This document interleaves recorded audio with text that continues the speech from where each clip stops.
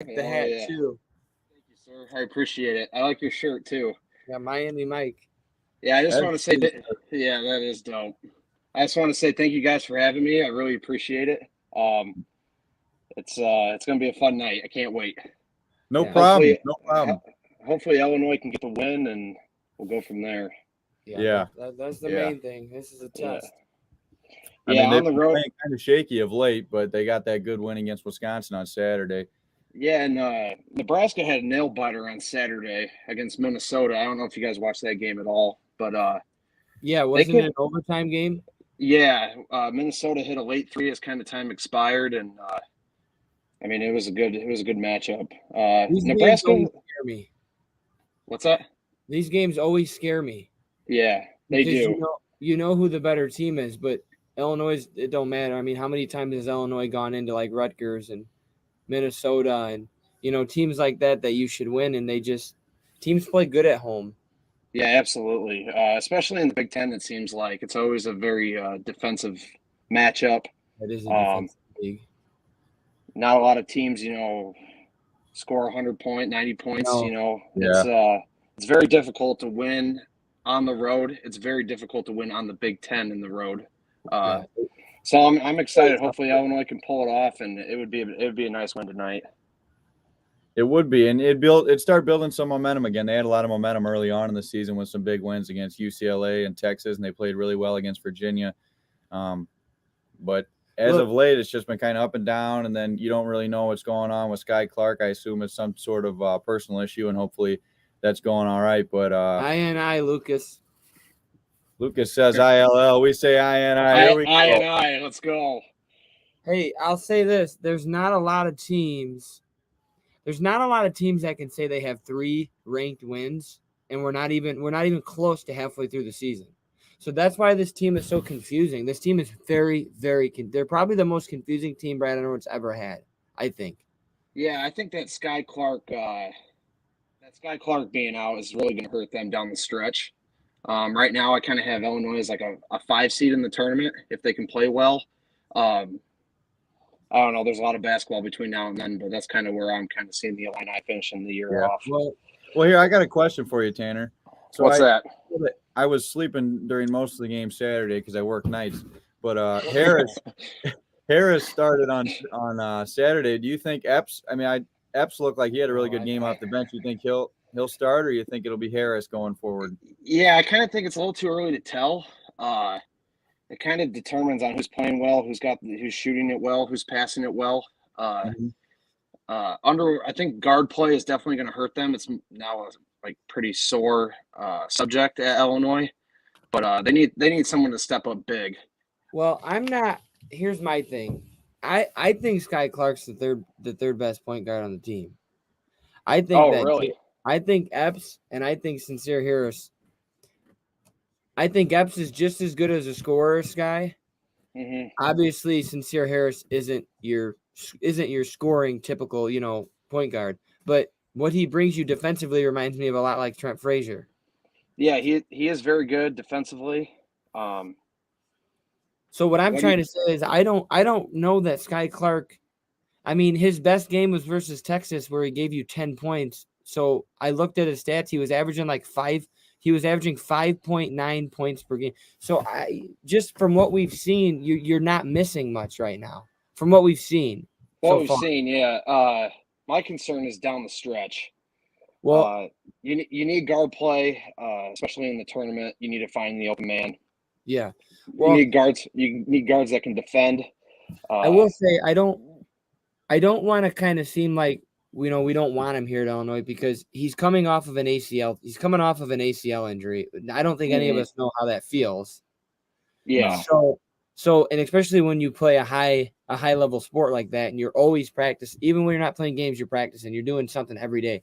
So we don't know. But what I like is that he didn't leave the program. He kind of stepped away. So I think he's still technically considered a member of the Illinois basketball program, right? Yeah, I was going to do some research on that today. I'm not sure how the NCAA handles personal leaves. Do they remain eligible? Is he staying in class?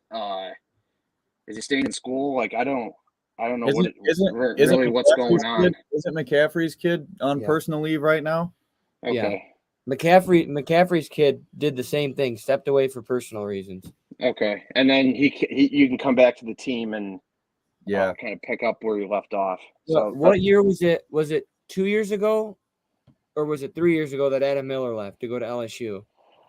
I think it was just 2 years ago. And was that during the season or was that after? You can transfer during the season, but you can't play for the other team during the season. So I think he did do it during the season, right? Yeah, I want to say he did leave mid-season, but he didn't start. He didn't go to LSU until the following year. If we're wrong, somebody in the live write in the comments and just tell us. Yeah. If you guys got anything to add, feel free to add. Tell us we're wrong. Tell us we're right. Because I don't remember. I just remember Adam Miller leaving and everybody kind of was freaking out. And Illinois almost got better. I mean, I don't know. Yeah. Jake, I want to ask you a question. What do you think about Coleman Hawkins lately? Hey, you guys know. I hope there's some Illini fans in this live because everyone that knows me knows I've been the biggest Coleman supporter since he's been at Illinois. I have been the biggest Coleman Hawkins supporter. So that game last night. That game versus Wisconsin. Kelly's in the chat. Really quick, Beamont says, I'm pretty sure he played his first full year there, then left year after they lost. Okay. I think he's right. And then thanks, BMO. Blake says he's a straight trash can. He is. Says that Hawkins is the GOAT. So we got a lot of emotions down there in the chat. Kelly, I couldn't agree with you more. Hawkins sucks.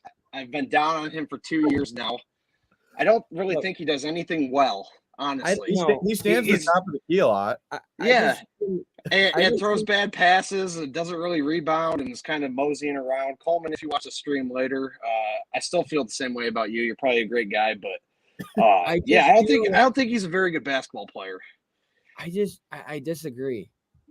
I mean, Tanner just described the way I play basketball. Yeah, Coleman and Cole K are very similar.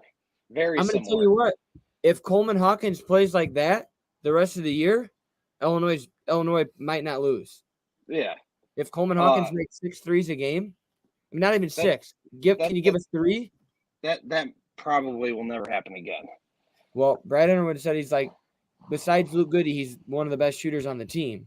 And Brad loves him. Brad knows a lot about basketball than probably all 3 of us combined, and he loves him. So maybe there is something there. But just what I've seen, he's got to play under control. He does. When Coleman Hawkins plays under control, he's not bad. But when he plays like he's running, like he's at the Indy 500, he turns the ball over. He shoots from half court. He flails. He goes for every up fake. Speaking of the devil, Coleman is on the highlight reel on the Big Ten Network currently. Is he? God, yeah, just a trash player. We're watching the last 10 seconds of this Michigan State game. Yeah, he played very well against Wisconsin. I got to give him that. I can't hate on him for that. But he played great. I think his entire body of work since he's been in Illinois has not impressed me. You know, he did. When we went to the Syracuse game, though, he did play really well. He had the triple. Yeah, they blew him out by 40, though. You're right. Yeah. He hasn't. Harper could have had a triple double against Syracuse. He hasn't showed you consistency, right? Would you say that? No, yeah, and that's my biggest knock on him. No consistency. If you're going to be a starter, well, go ahead. Sorry, Tanner. Go ahead. No, if you're going to be a starter at a program like Illinois, I want to see more out of you. That's just me personally. Yeah, and the thing is I think he's going to be. Now he's a junior, right? If I'm wrong, tell me. Yeah. Okay, so he technically still has 2 more years after this, right? Yeah, with the COVID year. I'm not sure if he redshirted or not. I don't think it started yet. That's what ESPN said. Well, I know, but it won't tip till about 8:05. I want to see if Wisconsin. We're watching the end of this Wisconsin game. Well, what do you guys think about Lucas's comment here? He says Terrence Shannon Jr. is overrated. God. Now, to be honest, I watch him, and if he can't get left, he can't get anywhere, in my opinion. He had like the really good game where he had a bunch of threes, and he played early on. But he played very well in Vegas. He played very well in Vegas. We're not. I don't think we're. You're gonna have to flip the game on TV, Blake. We can't show it on the stream. Something with copyright or something. But anyways, I think he has like all the tools and physical intangibles to be a really good player. What up, Mason? What we just saw early on, like he was really good, but as of late, he's been up and down, and then you don't know what happened there where Underwood was really frustrated with him. So I don't know. What's your thought, Tanner? I think he's a great player. Recently, last couple games, he has not played great. Hopefully he can turn that around tonight. But early on in the season, dude, he was a dog. Here we go. That tournament in Vegas, he played very well. Got up and down the floor, defended, was hitting shots. He was really the catalyst for the Illini, and he needs to be the catalyst going forward.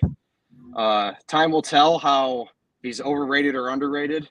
I know he can pop off. I know he can score in bunches. Yeah. He just needs to have a good season. Tanner, you got the game on? I do. All right, just so we all know if we say something. So we got Harris starting, Hawkins out there on the wing, Shannon Jr. up top, Danger, he's got the ball now. We got Meyer in the corner. One more. Danger wins the tip. I love to see it. Well, he's way behind. The danger zone. The danger zone. I met Dane Danger in Vegas. Did I tell you guys about that? What'd you say? I met Dane Danger in Vegas. Did I tell you guys about that? No, I didn't meet him, but I was about 5 feet away from him. He was in the club grinding on some chicks. He's a savage. That's the shit I don't like. Danger, that's a true story. Danger is a savage. Did you guys just see that Coleman Hawkins shot? Like, I don't. Yeah, he's a great player, Jake. No, but that's not his fault because he was given the ball with 3 seconds left. Like nobody else wants to do anything. Yeah, he still shot it like a 4-year-old from 30 feet. I mean, a lot of times I watch these games and it seems like all they do is stand around the 3-point line. Yeah. Am I wrong? I wouldn't say you're wrong. I don't know. Rebound. It just doesn't seem like they run much of an offense. But that's kind of college basketball. College basketball is they've been running the same sets, most of our lives. They don't, spread the floor particularly well. Like that was good offense. He should have shot that. They didn't hit the shot. Illinois is one of the streakiest 3-point shooting teams in NCAA. Leave your comments below, and Tanner, you answer this too. But what's your prediction? I'm assuming everybody's got Purdue winning the Big Ten Conference outright this year. Yeah, I think the Purdue is the best team by far.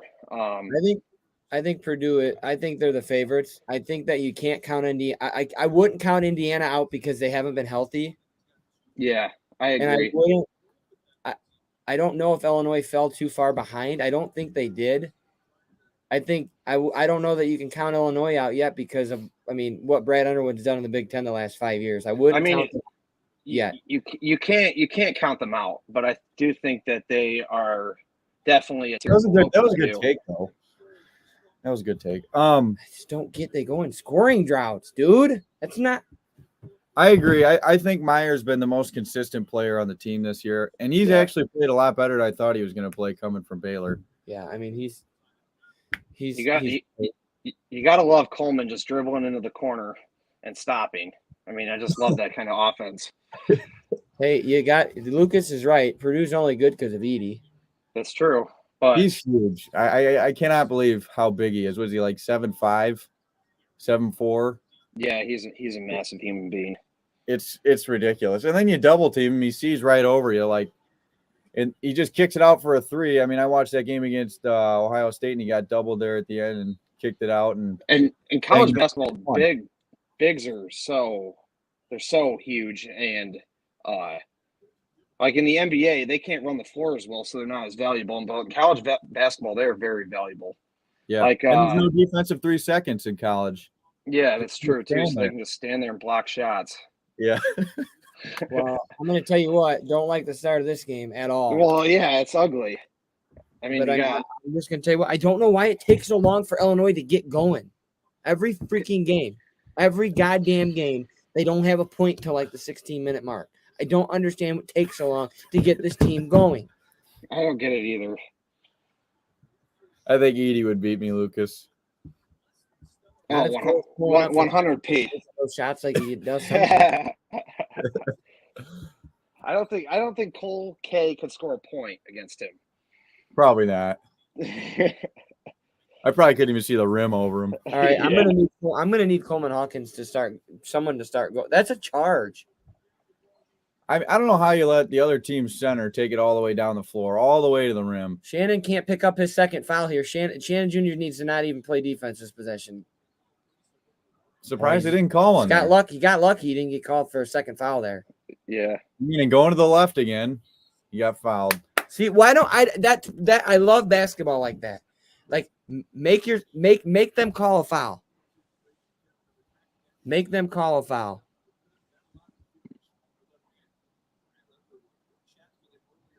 What's this mean, Jake? You'll have to explain. This team needs the same stuff. Yeah, they need my same energy. They do. You have energy in the morning. You send me Snapchats in the morning. You look like you just roll out of bed. Wow. I've actually seen a few of those Snapchats. They were not pretty. They were not pretty. I'm not sure he's got a lot of energy in the I morning. hate I apologize. Like he got hit by a truck. I apologize for the craziness you might witness or see tonight. Oh, Jesus. One-on-one at the free throw line. Classic. That was out. Brad Underwood's teams have never been good at the free throw line. And that's not a Brad, though. That's not a Brad, though. I mean, shoot the rock. I just think that's not a – they have been bad at free throws, though, every year. I mean, that's true. And he traveled, and look at Dane. Get that shit out of here, Dane just says. Oh, Deja. I love me some Deja. I love me some Deja. Hawkins over the wing. Junior coming down the lane. Nowhere to One go. more. Oh, God. Meyer for three. He got fouled, baby. Let's go. Yeah. 2 free throws. That's big-time energy. Yeah, but, I mean, going back to the Big Ten, I mean, it's kind of – I just think it's still open right now. Yeah, and Jake, I need to apologize to you. But probably about a month ago, we were talking. I agree with that. We were talking at the bar, and you were telling me how the Big Ten was down this year, and I severely disagree with you. But they are down this year. Indiana isn't what we thought they were. I mean, Wisconsin. I think Wisconsin can play a little bit, but Wisconsin's best players out. Yeah, that's true. And Indiana's missing some guys, and Illinois is just playing through a bunch of turmoil right now. Yeah, but like Michigan State, they aren't the Michigan State of years past, and Michigan isn't great. So I mean, Ohio State isn't great. I'm telling you. They're good teams. They're not great. Well, Indiana choked against Iowa earlier in the year. Yeah, was that last week they played? I mean, that was brutal. But I just think with Illinois, Meyer gets 2 of 3, 3-2 Illinois. Under Brad Underwood, Illinois has never started out well. I mean, let's be honest. Last year at the same time they were 9-5. Here's the conference teams, Jake. So what this big guy.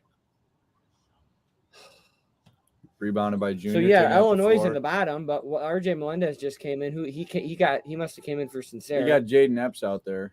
That's he's one of my favorite players. Yeah, he's good. I mean, he's the only reason we beat Texas. I mean, hands down. I mean, you have to play a complete game to beat a team like that. But that was a good drive. I'm gonna need that to be an and one. Let's go. It's a good drive by Junior there. Look at Fred Hoiberg. We got Nick in the stream. Now Nick just joined us. Hey, Yanello, what's up? Nick? Hey, can you hear me? Yeah, we can. Absolutely. Perfect. How's it going? Pretty good. I couldn't get in because Chrome didn't like me trying to join this for some reason. Does anybody miss Fred Hoiberg on the Bulls? No. He's a terrible coach. God, he sucks. He just shows no emotion. He's just like a ball. He's just sitting there. I'm like, he's got a very Jay Cutler. I had to throw in my little Bears tidbit here. He's got a very Jay Cutler attitude. I feel like he just doesn't act like he gives a shit. Hey, Nick, I want to hear your take on this Illinois basketball team this year so far. I think there's one big problem, and it really boils down to one thing, and that's consistency. And that's what we were just talking about. Yeah, in college basketball, you need one thing, and that's consistency. There's always going to be a lot of volatility. College sports, you have, younger people playing. There's a lot of emotion going on. But really, the best team usually is, there's some consistency there. That's how you win March Madness. Yeah. You got to play a variety of games, and you can't have one bad game. And I think that's been a struggle for Illinois basketball in general. Go ahead. I would agree with that, Nick. I think that a lot of this boils down to is this team. I mean, this is the first year they're all together. I mean, Shannon Jr., Meyer. I mean, they're coming from totally different programs. I mean, I know that all of our like Hawkins was there and RJ Melendez was there, but like a lot of these guys, maybe they have to like start to trust each other. They have to like start to know each other better. And I think that will happen as the season goes along. I think they will get better. Yeah. I mean, and the season's still pretty young. We still got like another 2.5 months before tournament time. So they got some time to figure it out, but I think they really need to, start putting the pedal down if they want to win a Big Ten title. Let's go around the table before I forget. Who is everyone's player that you thought would be better that's not on the Illinois team? Coleman Hawkins. Oh, I mean, Jake, that's an easy question. Coleman Hawkins. No, it's not. It's RJ Melendez. That's true. Everybody thought he was going to be a stud. I mean, where? That's true. I mean, where has this guy been? If you look at the end of the year for RJ Melendez last year, he looked like he was going to be the stud of the team. I mean, that's what I'm saying. His dunks and everything were electric. He was, getting people amped up, and he's just been dead. I think last game, what he have like less than 5 points, I'm pretty sure. And what's missed? Like he's missing wide open shots too. That's true. Lucas too. says Ty Rogers. That's a good point. Highly touted recruitment, and you just haven't seen much. Very, very highly touted recruit. Well, the only thing I'll say with him is he's a freshman. RJ's been there. He's a sophomore. Like, I don't know where RJ's been. He needs to show up for Illinois to have a chance to go far, to make a run because they need him. I mean, they do. They need another scorer for sure. And Nick, you might know more. And have you heard anything on Luke Goody? I was just gonna I've not seen much about him, although big fan of his 3-point shooting, but I'm not really sure what's going on with that. I know that the team's really okay. That was a good play. Okay, and why are we 3 of 6 from the free throw line? I don't get it. I don't get it. Free throws. This team is very frustrating. But Lucas says he agrees, and Ty isn't that bad. He just he was hyped up so much, and I think that happens a lot when you get a highly touted recruit. They get hyped up. You expect them to do so much as a freshman, and it doesn't always happen. It's rare where you get guys like a Zion and RJ Barrett, De'Aaron Fox a few years ago, Malik Monk. A few other guys. It's just rare that you see that. Well, even in the Illinois realm, Miller. I mean, he didn't pan out for the Illini at all. No, he didn't. So it's about. A lot of it's about development of these highly touted recruits. Yeah. I'm going to need us to make a 3. I mean, 6. Not good. Gosh. No, that's how you lose games on the road. And that's how you keep teams like Nebraska in the game. Yeah, exactly. Defense, though. Shannon. Nebraska's like 1 of 8, and we're like 1 of 7. Like we could be up by like 7 or 8 right now. Instead, we're up 1. Yeah. That's how you keep teams like this in the game, man. See, like what's going on right now? Look at it just standing around. That's how their offense runs. I don't understand. But they're getting shots. They're just not hitting them. Like that's a good shot, but oh my God, he airballed. All right. Yeah. That's a good shot though. This game right now makes me sick. And I look at Matt Myers just lost. Timeout. This is stupid. Another 3 by Nebraska. Jacob says their free throw shooting is going to kill them in March. I agree. Yeah. I feel like it came back to bite them numerous times over the past few years. I mean, that's a great point. I mean, it's just like Nick said, it comes down to consistency. You have to be a consistent shooting team. You have to be consistent on the defensive end. And free throws, I mean, they're free points. Melendez just knocked down a 3-8-7 Illini. Well, he's only had 17 shots this year. Go ahead, Tanner. Sorry. No, you're good. That was kind of the end of my point anyway. You just got to be consistent. We're talking about consistency a lot. One thing in March is you see a lot of teams that go really far, the teams that you might have not even have ever heard of, but they've been playing together for a few years, and like last year in St. Peter's, or was it like Oral Roberts? Was that last year, a few years ago? Just playing together for even like Kansas last year. I mean, they had, some young talent on their team, but those teams normally have like transfers in who are veterans, like juniors and seniors or grad transfers.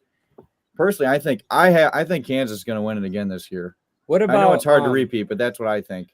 Yeah, they are very good. I think Houston's playing incredibly well. I know they're in a weaker conference, but I mean that team is stout. Yeah. Alabama played really good against it. Oh my gosh! What a slam by Hawkins. Did you guys see that dunk? Yeah, my stream is just 5 seconds behind yours, so I'm getting I hope play-by-play from you guys. I hope Blake's on this line. That was Take nasty. Take that. Look at Look the at the hustle. hustle. Get it out. And that's a foul on Nebraska. Oh, there we go, baby. Keep him clapping. Hey, how you like that dunk, Blake? You like that Coleman Hawkins in your face?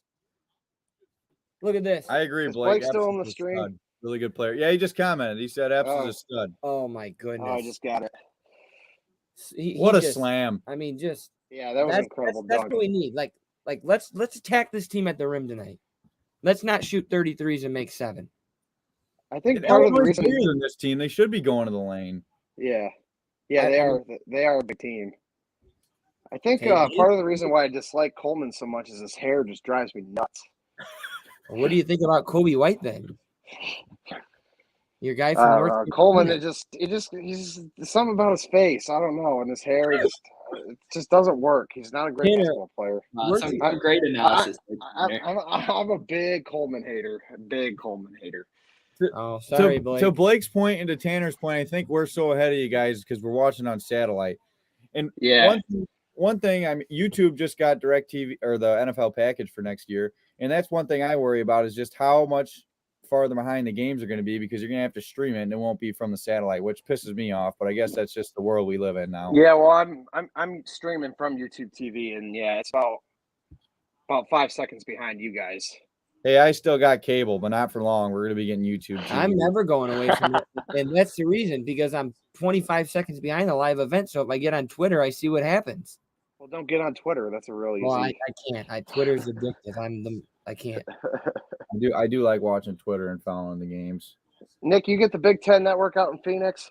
Oh, absolutely. That It has to be a part of my TV package, regardless of what the price was on it. It was I like don't know who this number TV 13 package is. got me that. Yeah, That's a good point, Lucas. It does ruin live betting. Yeah. Hey, I want everyone's opinion. What was going on like with the Brad Underwood stuff? Like, are you guys buying into any of that? No. I just think like it wasn't a problem when we're winning. Like he's coaching too hard. I mean, I like Brad's fire. I do too, and that happens a lot in sports. What is Danger doing? Danger. Hey, oh my gosh, that's a terrible possession. I don't ever want to see Danger try to cross guys up the point line. Come on. Oh, Danger. Commercial break. Dane's got okay. I need a break from that. They stress me out. Illinois basketball stresses me out more than any sporting team I watch. Yeah, because at one minute they look like the best team in the country, and within 10 minutes they can look like the worst. Yeah. That's a lot of college basketball teams, but to an extent, they're pretty impressive in how they can switch on that. Yeah, absolutely. They really are. Like 3-4 minutes of game time, and they can go look like a completely different team. I don't know why I feel like Brad's got to pull it out of him though. Yeah. Like they just don't do it. Like he's got to pull it out of him. Like he's got to scream. Like I don't know why. Jake, well, all right. Before we address this comment, did you guys national championship last night? Did you guys hear Kirby Smart's speech to his team before they came out against TCU? I did. I heard part of it.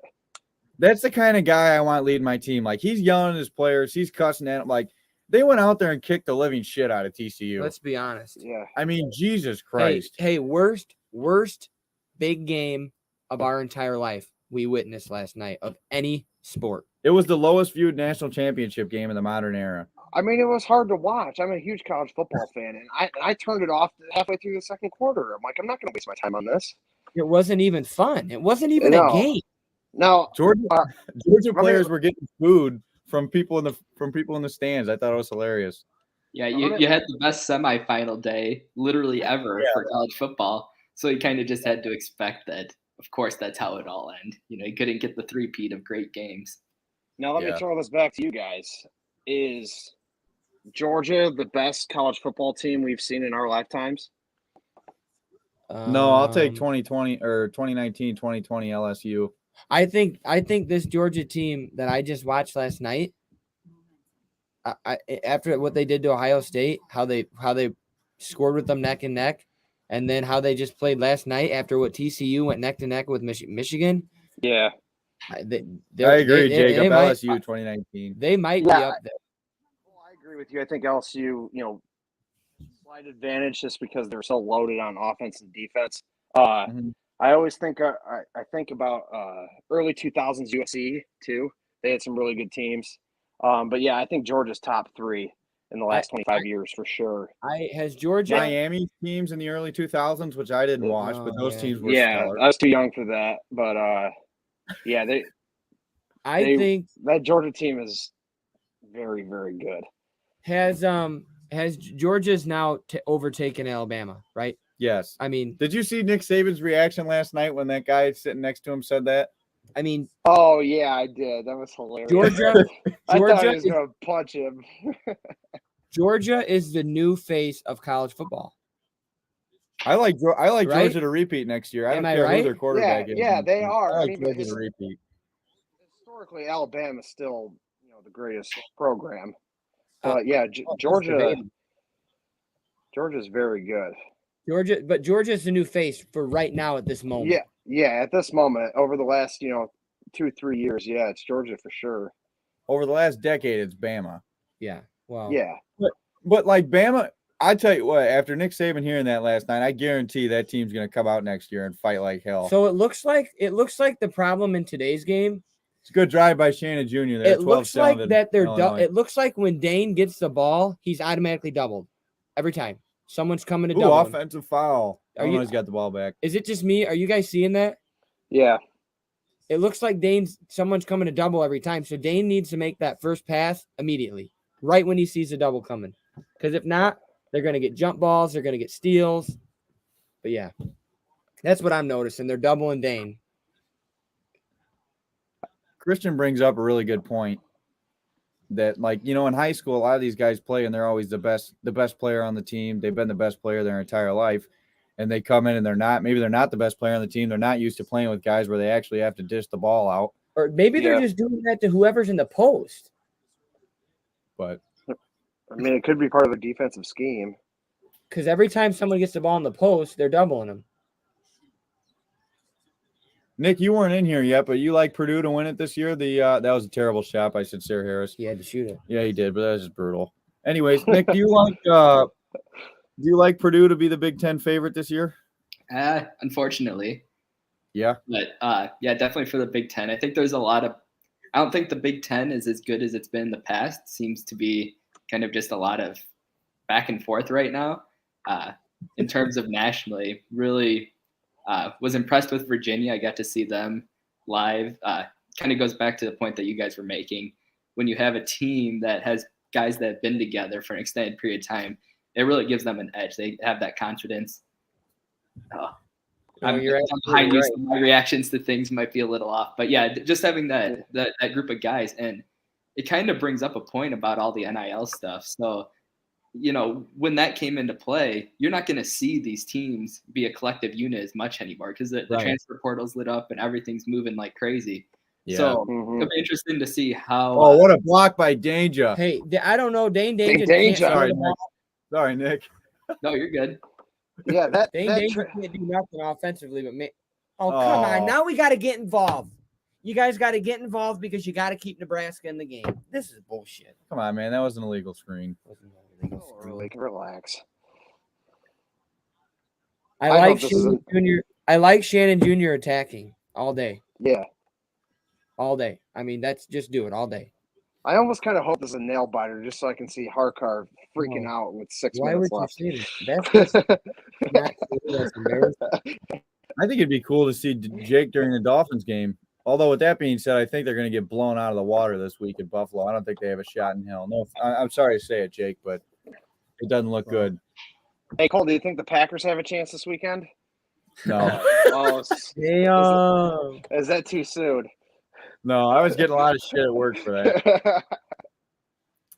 But Honestly, I hope. With that being said, I hope that the Packers move on from Rodgers and let Love take over. Really, I want to see LaFleur fired. I can't stand him. He hasn't won a big game in 4 years, and he's so worried about looking good for the camera that he ain't worried about his football team. That's the most undisciplined game I've ever seen out of an NFL team. You'd never see that out of a Bill Belichick coach. Oh, Matthew Meyer just says, "Meet me at the rim and don't be late."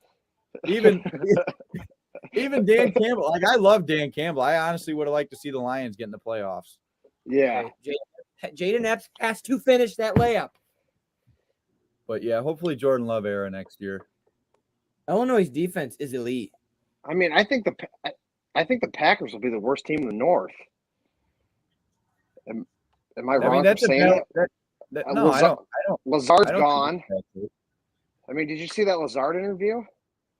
Yeah, but okay, yeah, Lazard, really good blocker, but I mean, did you watch him play wide receiver this year? He didn't exactly have hands that were amazing by any. I mean, he had a huge drop last night. Dylan had a huge drop last night. Watson was the best wide receiver on the field last night. We only targeted him 5 times. Yeah. I mean, there was a lot of drops. Yeah, it's sickening. Timeout. I don't think any of the Packers receivers were good this year. Tua doesn't know the playbook anymore. Tomorrow's I don't think Tua's playing this week. If I was Tua, I probably wouldn't play again in the NFL, to be honest. Tomorrow's a big day because tomorrow I don't know what time the media meets with all the coaches and stuff, but they'll have an update on Tua, and a lot of people out of Miami think that he has a chance to play. They really do, but there are some people that say he's not going to play. So nobody knows. I mean, maybe the team knows and they're keeping it hush hush, but I don't know. I mean, I think if Tua plays, the Dolphins have a chance. They're definitely better than a 10-point underdog. Well, I'll tell you where they're at. People forget the Dolphins beat the Bills early on in the season. That's true.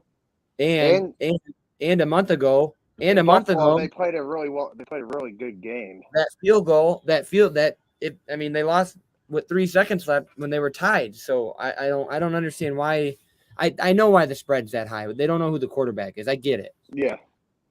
But if Tua plays, I could see that going down to like 4. I don't know where it dropped that much. I can see like 6.5 maybe. I think that's probably where it will be at. It won't stay at 10 if Tua plays. No, but I don't think he's a touchdown difference on a spread. I think he's probably, right around 3.5 points. Look at Brad. I agree with the comments. I think Tua needs to sit out. I don't think there's any point for him to play. Tua just needs to relax. If he's cleared and wants to play, he's going to play. If anybody clears Tua, they should probably be reviewed because I don't think he should play again this year by any stretch of the imagination. Yeah, he's got to stay healthy. That's the biggest thing. Yeah. What's it matter? Now Dane Dange is at the free throw line where he'll. Oh, gosh. We'll be lucky for 1 for 2. Blake says number 30 on Nebraska does not belong on a D1 basketball court. Blake, that's a start. You don't belong on a Bulldog basketball court. I can't wait for this comment. 16-13 at commercial break. I mean, number 5 just got away with an offensive foul, and Brad Underwood was irate on the sidelines. Yeah. Now that we're at commercial, let's look at some of these NFL matchups this week. Who do you guys like?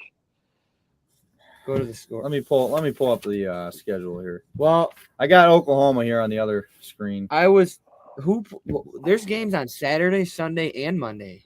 Yeah, so I believe the games on Saturday are Jags-Chargers. I could be wrong. Are you struggling? Me? Yeah, you're struggling. And I want to say the Seahawks. The Seahawks also play on Saturday. So you just here we go. We got the Seahawks and the Niners at 3:30 on Saturday. That'll be a shit show. And then the Jags-Chargers at 7:15 on Saturday. Yeah, that'll be a good game. I think that'll be a good game too. Jacksonville's a sleeper. Yeah, I mean they can beat the Chargers 100%. Well, look at the teams they beat at home this year. They beat Baltimore at home. They beat Dallas at home. They beat Tennessee at home to win the division. What is going on? Neither does 32, he says. Tanner's probably not coming, Blake, because Tanner doesn't like to come to Streeter. What's that? Are you coming Sunday to the football party at Hawks? I was not aware of it, but I might be around. Oh, Jesus. He might be around, Blake. But anyways, and then Saturday's game, I think the Niners are going to win by a lot, and I also think the Chargers are going to beat the Jaguars. Justin Herbert is a much better quarterback right now, and they have a lot of good weapons on both sides of the ball. So I like the Chargers in that game. Dolphins, Bills, and then Giants, Vikings, and then Ravens, Bengals on Sunday. Who's Monday? Cowboys Tom Brady against Dak Prescott. Hey, that's my upset of the week.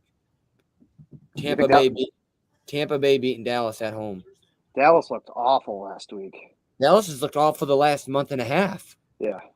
I mean, they almost lost every play. I think if Lamar plays the Bengals, they could be in trouble. That's kind of my. I'd imagine Lamar will play. Yeah, if just Lamar because. Plays. Yeah, you don't know like Lamar. You don't know how he's gonna. I mean, if he runs for 150 yards like he can do for sure. Yeah. Goat time, Mason. We ain't gonna hear that goat talk.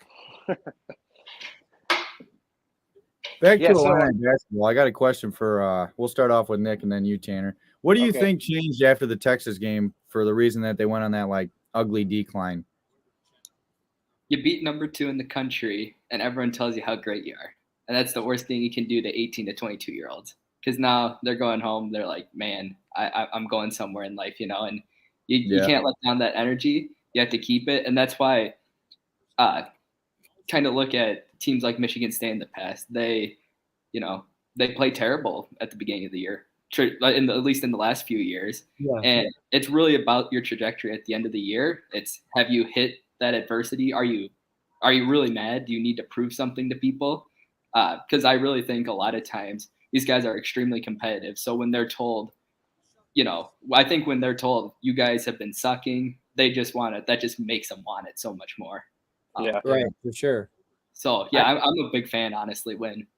Obviously, ideally, we just want to be like a Baylor team from a couple of years ago, where just like you just steamroll everything, but that's not realistic a lot of times. And so I'd rather face adversity early, so then you have the fire ready going into March Madness. No, that's a good point. That's a good point. See, I agree with you 100% there.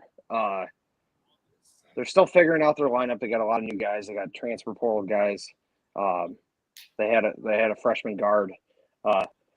Some adversity early on in the season. That Penn State loss was terrible. I think they're just still on the hype from that Texas win. I don't think we did anything. I don't think Dane did anything there. You guys tell me what you think on that offensive foul. I don't agree with that. I think that's ticky tack at best. I think he ran into his elbow though. Hey, what do you guys think of Dange's free throw routine? He puts the ball around his waist real quick and then fires it up. Yeah. It's definitely unorthodox, but I don't care. It doesn't really work for him. It gets you comfortable. Yeah. That's all that matters on the line. That's goaltending. Call there. Good take by Epps. 2013 Illinois. So, what is Dange's free throw percentage? I don't know, but he just went 2 for 2. I'm gonna bet it's under 45% on the year. I'm gonna give Nebraska fans some credit because their team's been terrible for years, and they always have a nice crowd at their games. Always. Danger is right at 45%. Yeah, well, that's. That's what a call. That was a good call by me. That's 45.7. Illinois should be dominating this Texas or this Nebraska team. Well, that don't happen in the Big Ten. It doesn't happen in the Big Ten. There are not blowouts. Okay, RJ, let's not just throw a little. RJ looks like he doesn't have a lot of confidence out there. What do you guys think? Yeah, I agree with that. See, I'm telling you, they're doubling who's ever in the post, and these guys aren't making the quick pass. And this little guy just don't know how he finishes that. Nice finish, but Mason says, "What a finish by 30." All right, Mason. Mason, get out of here with that garbage. Look at Fred Hoiberg. You want a carry? I ain't seen a carried call since 2007. Get out of here with a carry. I wonder how Fred's got any jobs in his career. I just don't understand it. He hasn't accomplished anything since Iowa State. Well, what did he accomplish at Iowa State? They were a winning team. Did they win? I think they won conference one year, or they didn't win conference, but I thought they won the Big 12 tournament. I think Hoiberg did have a good year at Iowa State. Yeah, and I think that's yeah. Hey, can we talk about the North Carolina Virginia score right now with 7 minutes left? It's 16-13. God, that's Virginia basketball.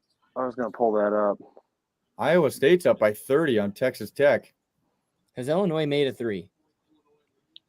Yeah, they've made a 3. That is such a bullshit call.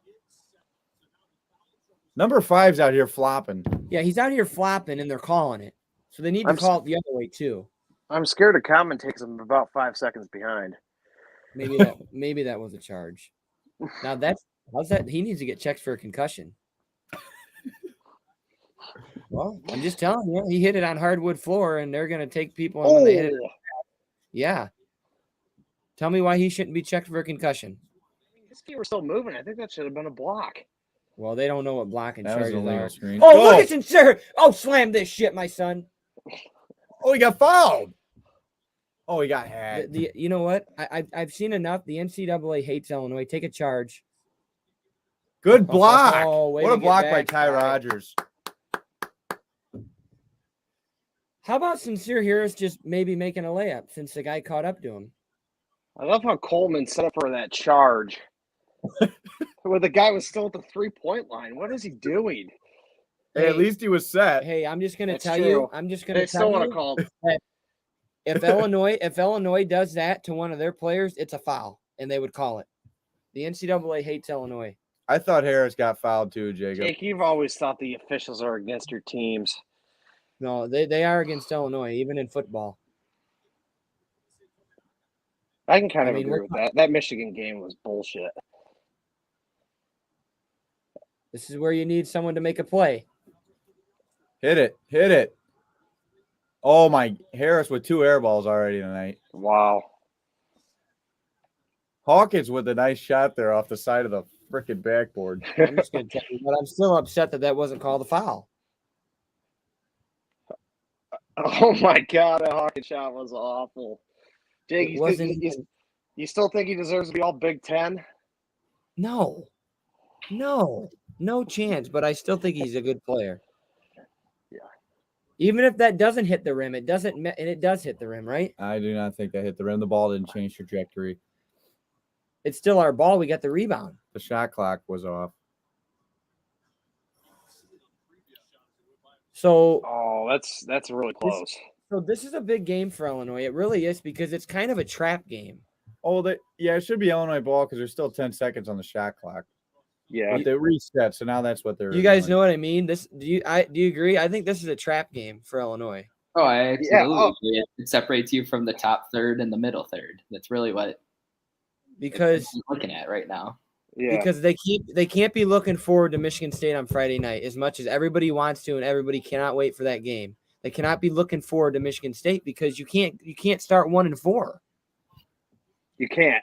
You really can't. That Northwestern loss was brutal. It was because they had that game. They were up 5 with it was midway through the second half. Illinois was up 5 and they looked good. And then all of a sudden, Northwestern hits 2 threes in a row and Illinois never recovered. They had a lot of momentum up until Harris's technical. They went 5 minutes without scoring, maybe 1 bucket. They must have said that it hit the rim because they gave us a full 30. Oh! What a shot by Shannon Jr. off the screen. 25-17. All right, let's go, Illinois. boys. Let's go right now. Right now. One stop. Jake says right now. Right now, I want a steal and a bucket. I want Illinois to get a call, too. I want us to get an offensive foul called on. Number 4 just stuck his butt out to set a screen. Another steal by Harris. We're on the break. Just don't let him have the ball at offense. Oh, what a terrible pass. He's out of bounds. I don't understand that. You just need to slow down and run the offense. It's driving me nuts that my video is 5 seconds behind. Lucas, were you talking about RJ? What is he saying? Can you guys see the comments or no? Yeah, I Yeah. got it. He said he needs Yeah. to have a dominant role. I was wondering if that was referring to RJ still. Where's he at? Oh no. Oh, DeMonte roll, I think he says. Absolutely. Who said DeMonte roll? Oh, Lucas said Oh that. yeah, that's why he absolutely has to play. Harris absolutely has to be on the court because he gives Charge. you another fucking charge. We've got 4 charges called, and they don't have one, and they're driving the ball just as much. This is bullshit. He's The moving. officials hate Moving. I can't believe it. the officials hate Harkar's teams. It's a proven fact. It's been going on for years. God, dude, but it seems like every call. I understand we're both in the bonus plus, but it's like the fouls and the way they're called. Like we're going to the rim. Oh, there we go again. Hey, Nick, I'll ask you this question. Where do you see this team come tournament time in terms of seeding, and how far do you think they can go? For March Madness? Yeah. Too early. Right now, they won't get in if they don't turn it around. That's True. the truth of it. You know, you got to, the first thing you have to figure out is how can you at least beat the lower half of the Big Ten? And as evident from these past games, it's not there yet. And, you have to go into those games with confidence and be able to, like Jake said, it's not, you're not going to dominate in the Big Ten, but you got to be able to go in there, be confident, and, take care of business. Yeah. You can't, even if you can upset some of these teams like Wisconsin, it doesn't matter if you're going to go lose to Northwestern. You have to win the games you're supposed to. And when you're on the road against a ranked team, you have to show up and, get your 50-50 win. You win half the games on the road against a ranked team in the Big Ten, you're golden. Yeah. That's all you got to do. But you got to take care of business underneath that. So let me ask you this. What seed do you think they'll be? What's your prediction? Right now, I could see them being something like end up in that 8 seed area. Okay. See, I think a high side on them is like a 5 seed, maybe a 6 seed. But I mean, it's so early that yeah, means nothing. It's going to change. It's brutal. You're I right. think just the body of work I've seen so far this year. I think their ranked wins right now help them. Knock it down. Good shot by Shannon Jr. So He's hot right now. I think that right now I would put Illinois as a 6 or 7. I think they're good enough. I think they got 3 ranked wins. I think they struggle. I think they play down to the level of competition. I think that's a good way to put it. It's good defense. They've always done that. That's been the whole thing for the last couple of years. It's like, you put them up against a good team. I don't know what Brad says to them, but he must just be railing into them saying they love coming from the underneath. But when they go into those games as huge favorites, they're just like, we just got to do Great this. ball movement. Yeah. Nice pass. Swing it. Good pass. Yes, nice ball movement, boys. Good possession there by Illinois. Oh, shit. There goes my Technical water. difficulties. I tell you what, that's the best ball movement I've seen them have all year. Coleman Hawkins at the line for 2 at the commercial break. Gosh. It would be nice if Coleman could have just slammed that, though. No, I agree. We'll be lucky if he makes 1 and 2. So let's go to some of these questions. Blake, yeah, they're in at the season ended today. That's not even, I don't even think it's a question. They have 4 top 25 wins. I think they have 3. Right? Am I right? I think they have 3 top 25 wins. UCLA, Texas, Wisconsin. they have 3. Yeah. UCLA, Texas, and Wisconsin. But anyways, yeah, I would say 6 to 8 range for sure. I think 5. I think a 5 might be a little high, but the way I look at it is they're a top 20 team in the country, in my opinion, if they play well. Yeah. And that's a 5 seed. And Blake, to your point, yeah, if the season ended today, yeah, they're probably like a 5 seed. I'm just saying, in terms of what expect at the end of their full season, and I think a lot that it comes down to is you have to remember when you have ranked wins at the beginning of the season, it really begs the question: are you really having a ranked win? Because 2 of those teams might not even be ranked at the end of the season. So yeah, so see, that's my question. Do they still at the end of the year, say Illinois beat Wisconsin when they were ranked? I don't think Wisconsin's going to be ranked at the end of the year. I don't think they're I think that it good. still counts as a ranked win. I think they're fraud. Well, their strength of schedule, it's factored But- in there. Where but the you team was can't ranked at the time of the because victory. you can't take away from when Illinois was struggling and Wisconsin was hot and they were undefeated in conference and they had a great record. And Illinois just literally, Wisconsin really wasn't in the game. Yeah. I mean, let's be honest. Illinois had a phenomenal second half. Oh yeah, and they beat top 15 team by 10. So, But I will say, when I looked at the score, when I looked at the the little update before the game, I seen Illinois was favored by 7, and I was very confused. But then when I found out their best player was injured, it made sense. yeah, and they're on the road. Wisconsin was on the road. But let's just say this about Illinois and Brad Underwood.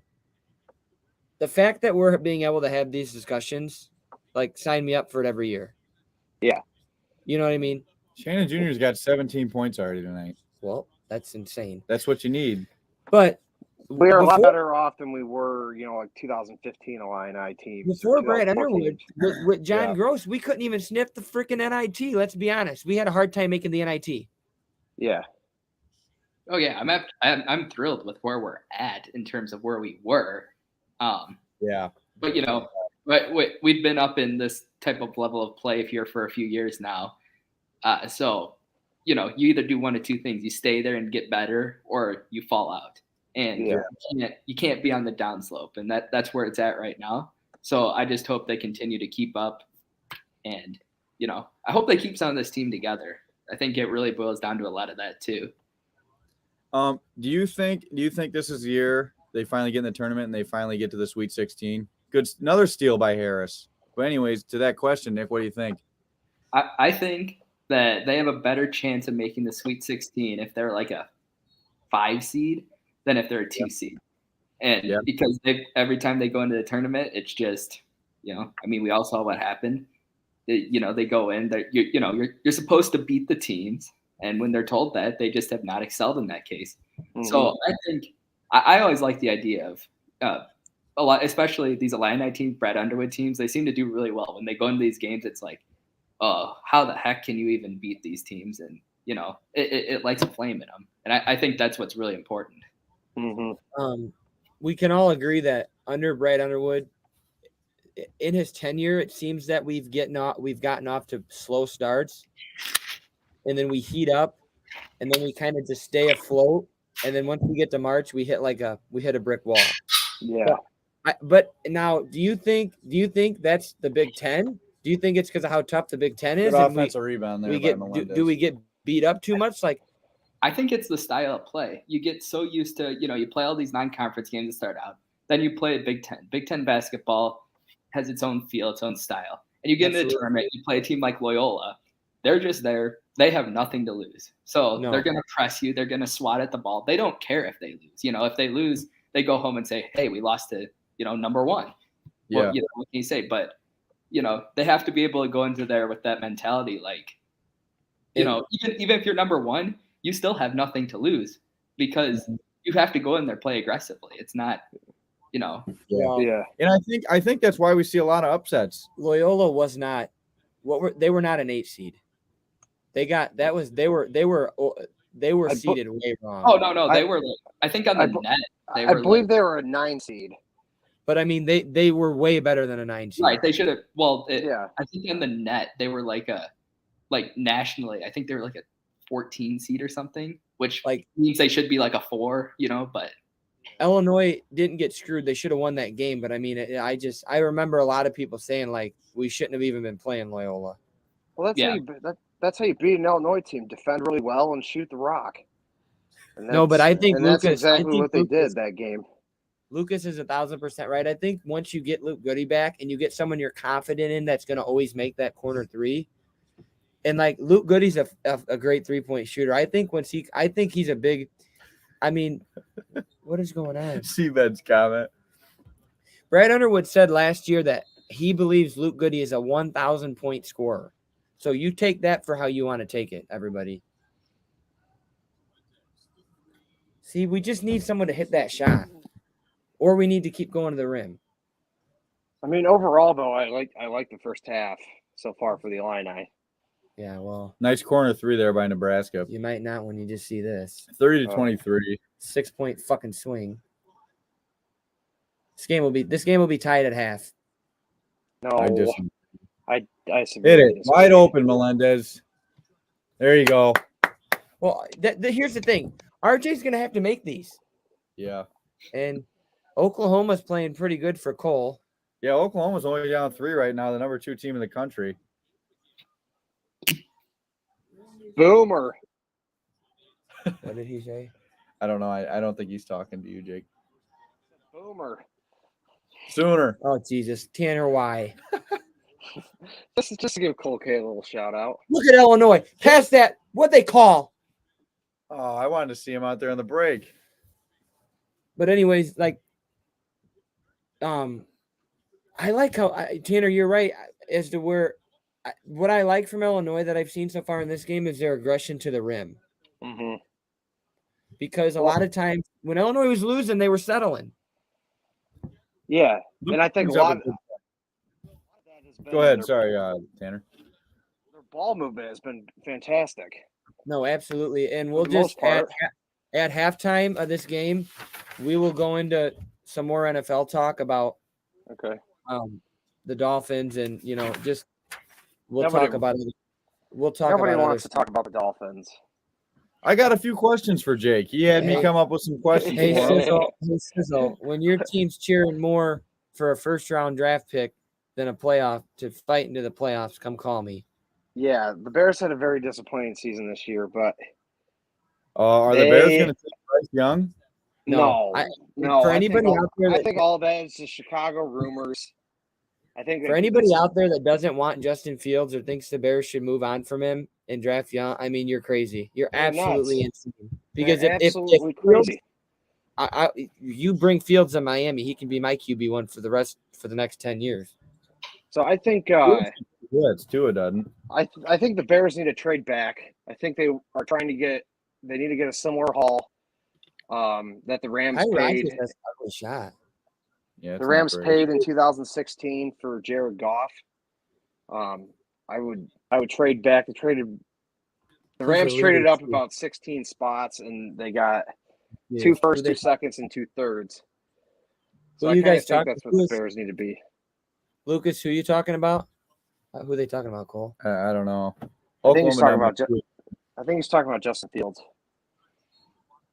I like Fields, actually. I mean, he plays tough. I really haven't seen too many things out of him as far as like being super impressed by the way he throws the football. But I don't see why he can't be at least what Jalen Hurts does. I really don't. No, Yeah. I think I'm. I think he's not as good as a pocket passer as Jalen, but I think he's a lot more athletic. The problem with the Bears is they have Justin Fields and they literally have nothing else. You guys traded for Claypool. I mean, he hasn't wowed me since his rookie year. I mean, whatever. Mooney, everybody hypes him up. He didn't do shit this year. Yeah. David Montgomery's not going to be a Bear. I mean, the line has not been impressive. Fields getting drilled back there. The defense needs to improve, but at times the offense did score a lot, and I think obviously a lot of that has to do with Fields. But for him to have a long career, you can't have him rushing for 100 yards a game. No. And we need to go 2 for 1 here. We need to go 2 for 1. Let's get a good shot. Swing it. Jesus Christ. No 2 for 1. I don't like that he didn't swing that there.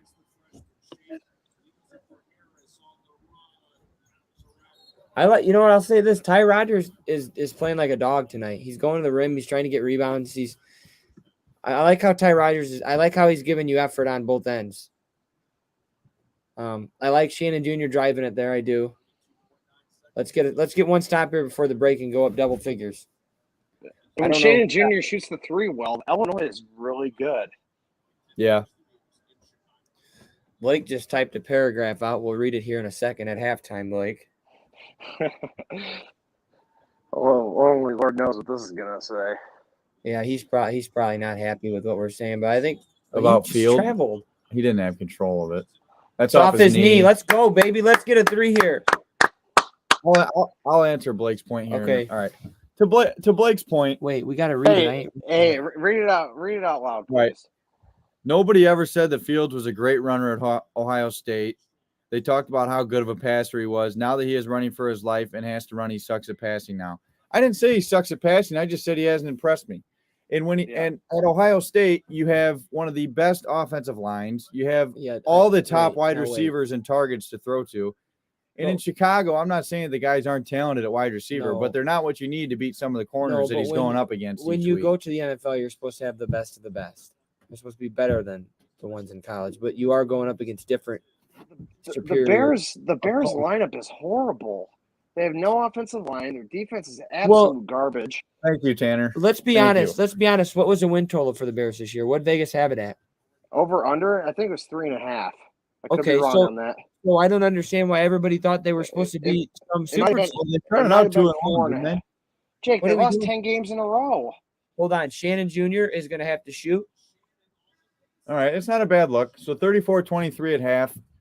Illinois leads. All right. We're going to get into NFL talk here. And we'll talk about the Bears here in a second, but I want to start off by asking Jake a few questions about the Miami-Buffalo game. Hey, and you guys we want you to be, answer them too. Don't just – do you want to go or you want me to go? I'll start off here. So first question I got for you. So obviously in the last game where Buffalo played against Miami, they were able to run the ball really well. And that's something that I think Miami gets away from a lot because of guys like Waddle and Hill, which is understandably so, but they do run the ball really well. When they do it. And with Mostert, however the hell you say his name, being out. He's not out. With his broken thumb, he's going to play. He's doubtful. Okay, so with him likely being out. Well, I'm just telling you, he said he wants to play. So we'll see how far his word goes. Okay, if he doesn't play, do you think that Wilson Jr. is going to be able to rush for nearly 200 yards a game like they did last time, which I think was a big part in why they stayed in the game? I think with how McDaniel coaches and how his play calls are schematically, how he just run, you'd have no idea what he's going to run. I think Wilson can maybe rush for maybe 65 or 70. I don't know if that's good enough to win a playoff game in Buffalo. It's definitely going to help. 70 yards from your backup running back would be a pretty solid game. But then you're going to have your backup, who it might be Savon Ahmed. I don't know. I probably botched his name. 100% botched it.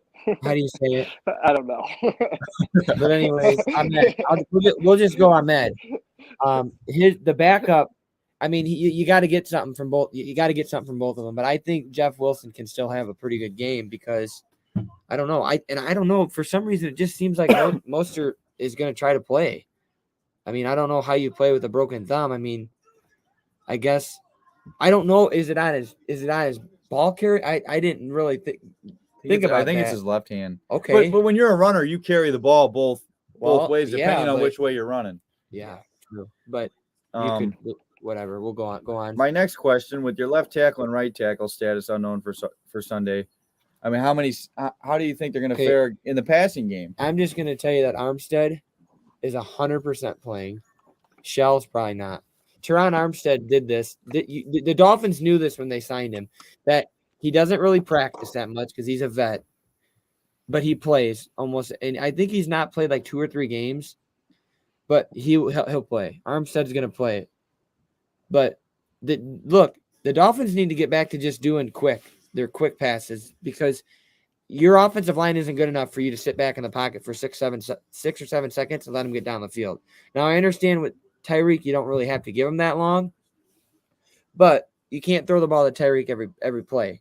So if he's not out there, the Dolphins just need to have quick. They need to just play this game quick. Don't let Tua or don't let Teddy Two Gloves sit in the pocket because they'll get sacked. Do you want Teddy to start? Hell, no.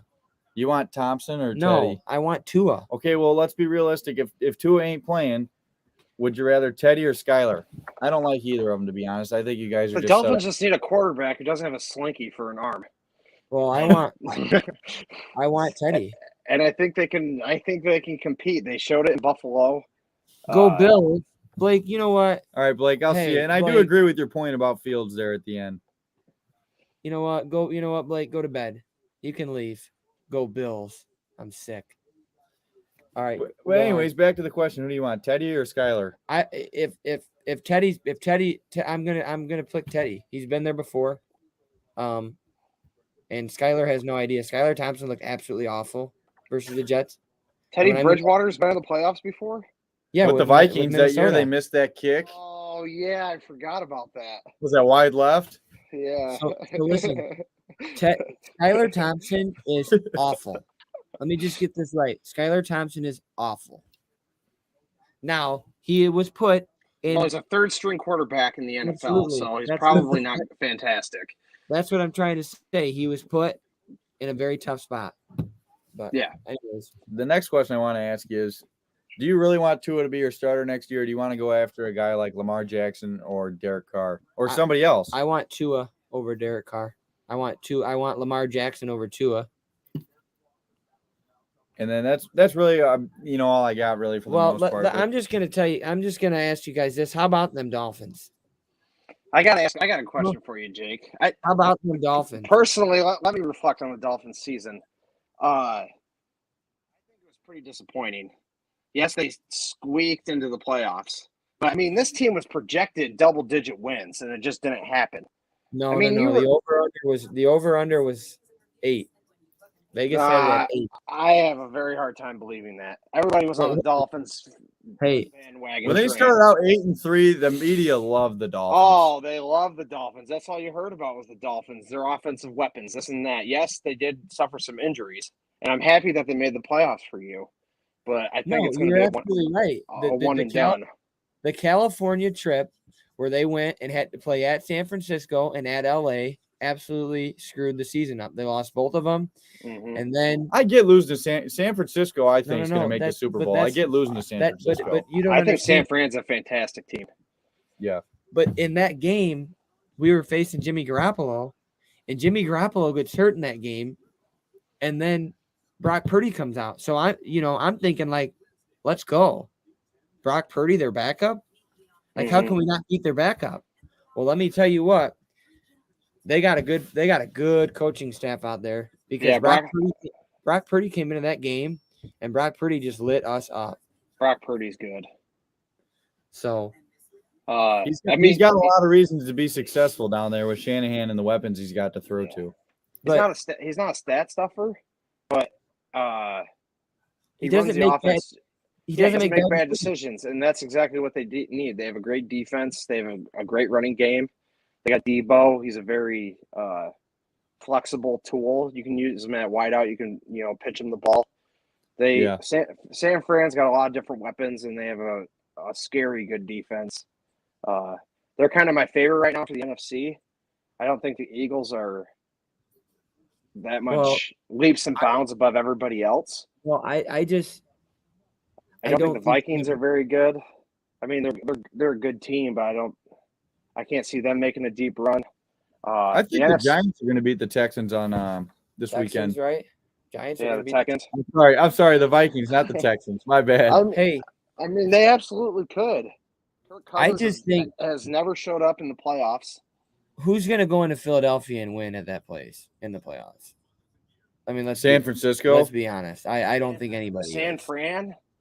No, I don't think so. I don't think anybody should underestimate how good of a team San Francisco is. And I think Shanahan is one of the best coaches in the NFL. No, I think San Francisco's I think that's who's going to play in the NFC Championship game is San Francisco at Philadelphia. The one thing I'm concerned about is for the NFC is if Tom Brady gets hot, watch out. Oh, absolutely. The Bucs could be a dark horse for sure. So, what is the spread, Tanner? What's the spread in the Illinois game now? They were 3.5-point favorites. What are they up? They're up 11. I can't find it. I just want to know. If I had to guess, I would say 9.5. Yeah, I would say 7 or 8. They'll blow it. Anyways, so did you ask all of them? Yeah, pretty much. Well, what's your prediction? Do you think they have any shot at winning? Here's my thing with the Dolphins. Growing up as a Dolphin fan, you don't wake up every day like Cole does. And I mean, as a Bears fan, Tanner, you know this too. You don't wake up knowing your team's going to be there. Like you're like, oh shit, we got to upset a bunch of teams to make it, or oh, this is gonna you sometimes dread Sundays because you invest so much, you care so much, you spend so much money, you spend so much time, like we all do. So the joy when they showed the crowd after he made the field goal, the joy and like the of everybody's like the when he made the field goal, it just seemed like everybody was just letting out like a 7-year, like just thank goodness, like a massive sigh of relief. Like just because the Dolphins have been like last year, they were 9-8. Okay, they were 9-8. So remember, so if the Dolphins win their Week 17 game, they are in the playoffs. They lost. Yeah. The year before. And I thought like, this was going to happen this year too. But they lost that week. Remember this week or the week before, and that severely took down their chances to make it. Do you remember the year the Bears went 9? What year did the Bears make the wild card? A couple years ago.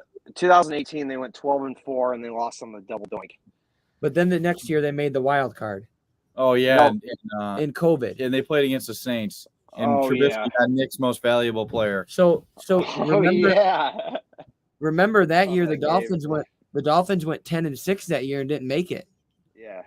So it's just been like, can the Dolphins get over that hump? Okay, now you get over that hump this year. Now next year, if you start out 8-3, you better finish like 12-5, 11-6 at worst. Okay, like because you got over that hump this year, you made the playoffs. But with Tua, I don't know. With Tua, I've watched both of the games. Like the Bills haven't ran away with either one of the games that we've played. No. I mean, their secondary. Listen to this. The Bills' secondary is very streaky, and they're not good at stopping the run.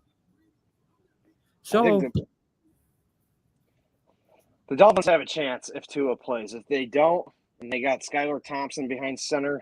Yeah, no, you have no shot. Watch out! It's gonna be a blood fest. It could. I don't think Teddy gives them any of a better shot. I'm sorry. No, Teddy Two Gloves is not. They're gonna blow the doors off of Miami. Teddy gives you a shot because he's been there. I don't think Teddy gives you any shot. Jake, you quit acting like Teddy's buddy, but they're screwed. He's acting like Teddy's some savvy veteran that's dominated the league for like the Garoppolo doing off the Reds. Yeah, at least Teddy gives you more than Skylar Thompson. He'll throw the ball down the field. I'm not arguing with that, but I'd rather pick up a practice squad guy and let him throw it. Then we'll have Mike Glennon. Mike Glennon. Oh, Mike Glennon. I watched him for a year in Chicago. You don't want that. Hey, he did make good money in the NFL, though. He secured the bag. So he did. That contract with the Bears was disgusting. It was like 3 for 37 or something. Maybe Nick, more. What do you think of the Fins? Can you hear us? I don't know, Nick. What? What do you think of the Dolphins? I don't watch that much NFL, so as you can tell, I was kind of zoning out on that. But I'm stuck in the stats, the halftime stats right now. I was trying to figure out some stuff. Okay. But the Dolphins, they're streaky. I know about nothing about them, but all I know about the playoffs is anything can happen. And yeah. Well, look at what Philly did the year they won it with Nick Foles. Big Dick Nick. He's absolutely right. Anything can happen. So I got a few questions here for Cole that you guys will probably like, and you'll probably give him some shit. Tanner, if it's about the Packers, I'd love to jump on a Packers topic right now. Okay, so I'll ask them in order. I already read them, so don't try to hide them from me. I'm gonna ask this one. I'm gonna ask this one first, since the Packers missed the playoffs by one game.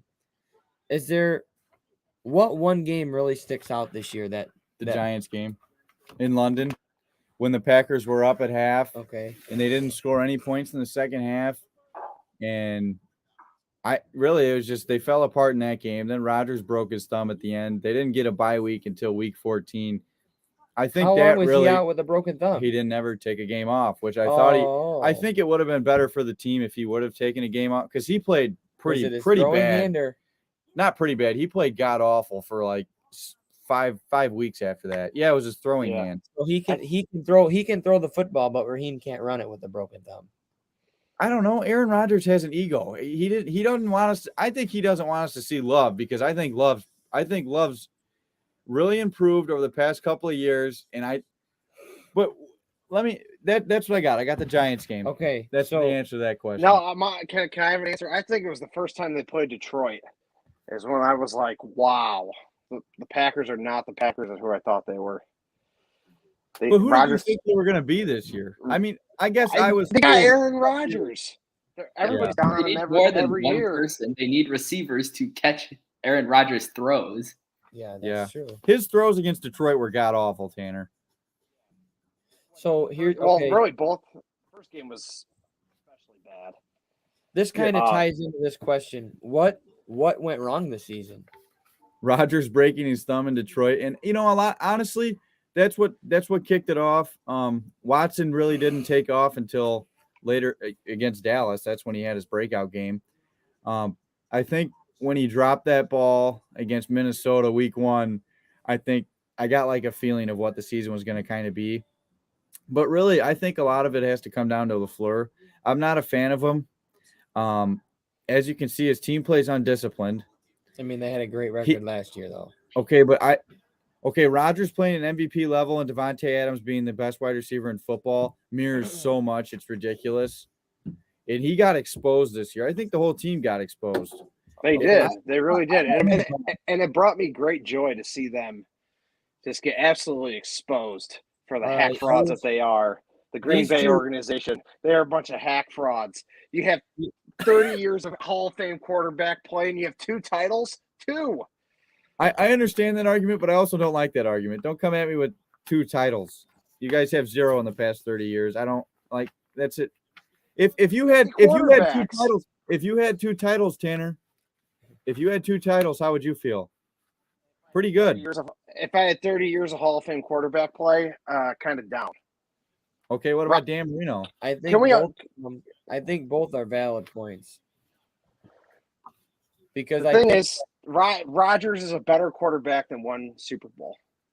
Rodgers is a stud in the regular season, and when he gets to the postseason, he's choked over the past. Rodgers has as many NFC Championship wins as Rex Grossman. All right, I'm not. I just answered that for you. Here's my thing. The Packers should have made the Super Bowl the last 2 years. Should have, could have, would have. Not this year. Not this year. But I'm saying when they played Tom Brady and lost, and then last year they started off that game. They were rolling against the Niners, and then Mercedes Lewis fumbled, and I don't know what the hell happened. The team just looked miserable after that. Besides the defense played their ass off. Rodgers didn't show up, and the special teams was awful. But I don't want to get into that. In 2014, we choked too. We've choked. I know it. I've seen it. So and it breaks my heart every time. So we got the game back on every time. All right, I want to run through one thing real quick. So go ahead. Stats. Illinois 6 steals, Nebraska 0. Illinois 5 turnovers, Nebraska 10 turnovers. And we have Illinois shooting 6 for 14 from 2. What do you get out of that? For me, that's just you have the ball a lot. You should be way up. Right. And you are not capitalizing on anything. I think a lot of that comes in transition. I just feel like they just don't get down there. It's like they get down there and they have to get set like their normal, their normal play calls, and they can't just like feel it, Yeah. Illinois misses a lot at the rim. What are they shooting from 3, Nick? Not too good.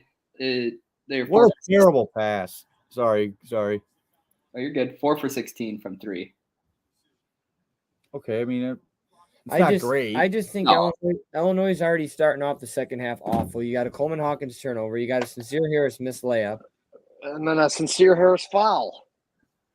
I just don't understand why we can't finish at the rim sometimes. Like, how does Harris not finish that? And why are we getting Meyer just got postered. Call a timeout. This is pathetic. This is the Illinois that is bad. That they just don't. And Underwood just lets them play through it. Meyer did get postered. Call a timeout. This is going nowhere. Coleman just trotting up the court, hair bouncing around. Good rebound by Danger. Go to work. He's going to stand on the logo this whole possession. Meyer, another 3. I don't like back-to-back Meyer 3s there. I don't.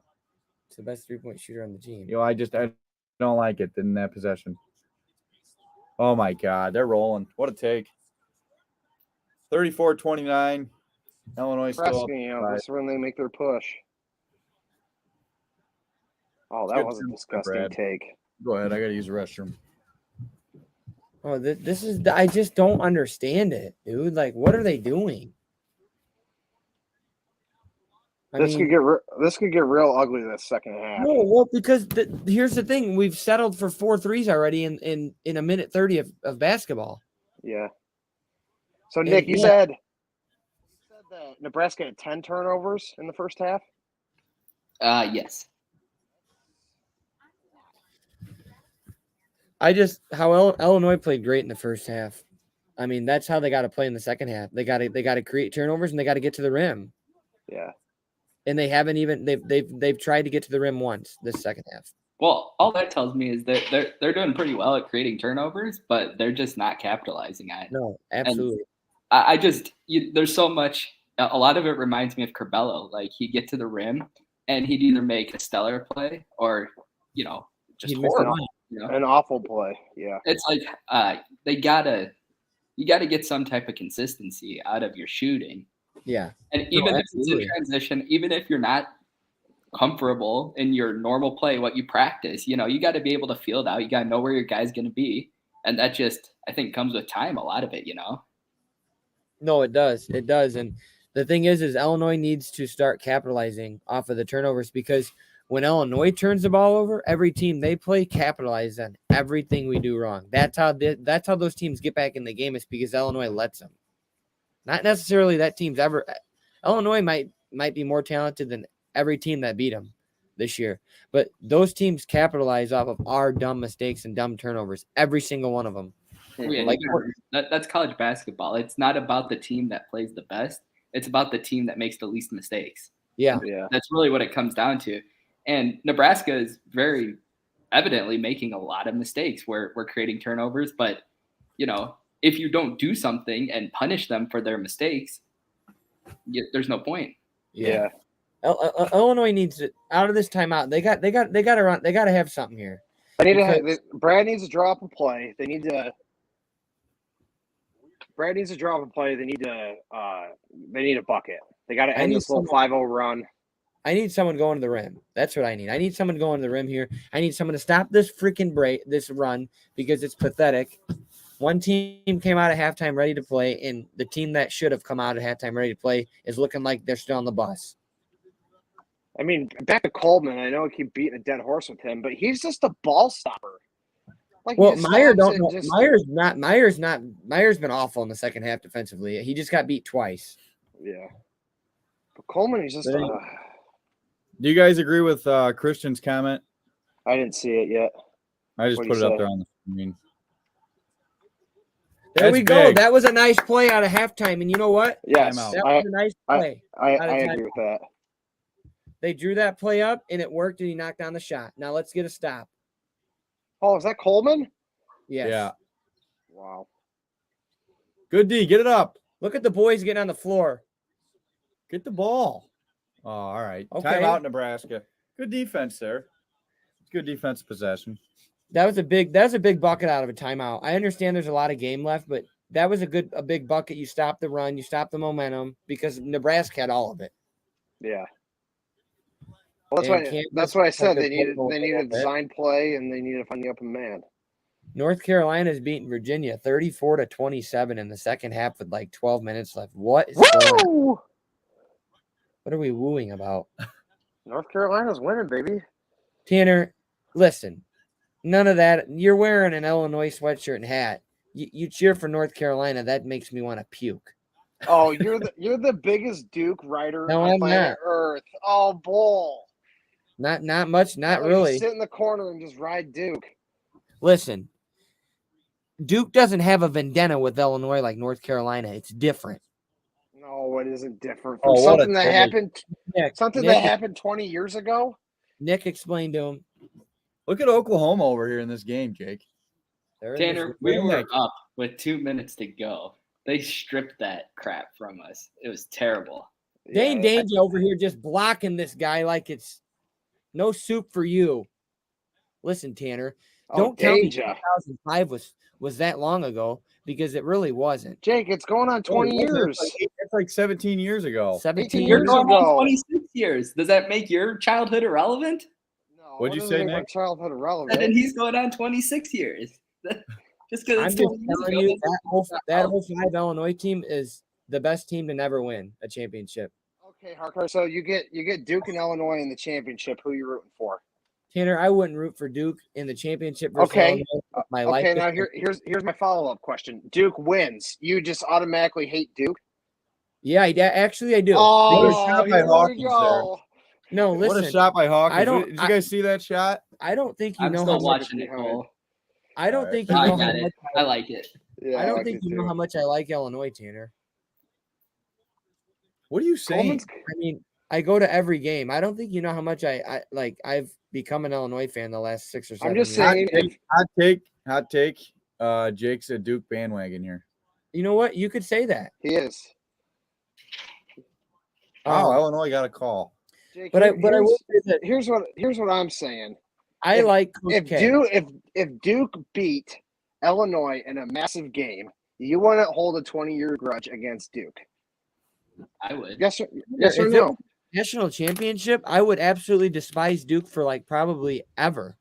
I disagree. Tanner, that's the only. I mean, that was Illinois' chance to get their monkey off their back. What is that shot by Hawkins? Well, he had to shoot at the shot. No, he clock. didn't. There was 10 seconds left. He just pulled it from the S in Huskers. Oh, Coleman.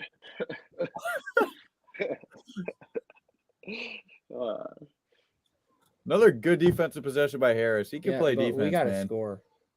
Well, just give it to Coleman. Let's see him pull it from the E. Yeah. Shut up. Oh, danger.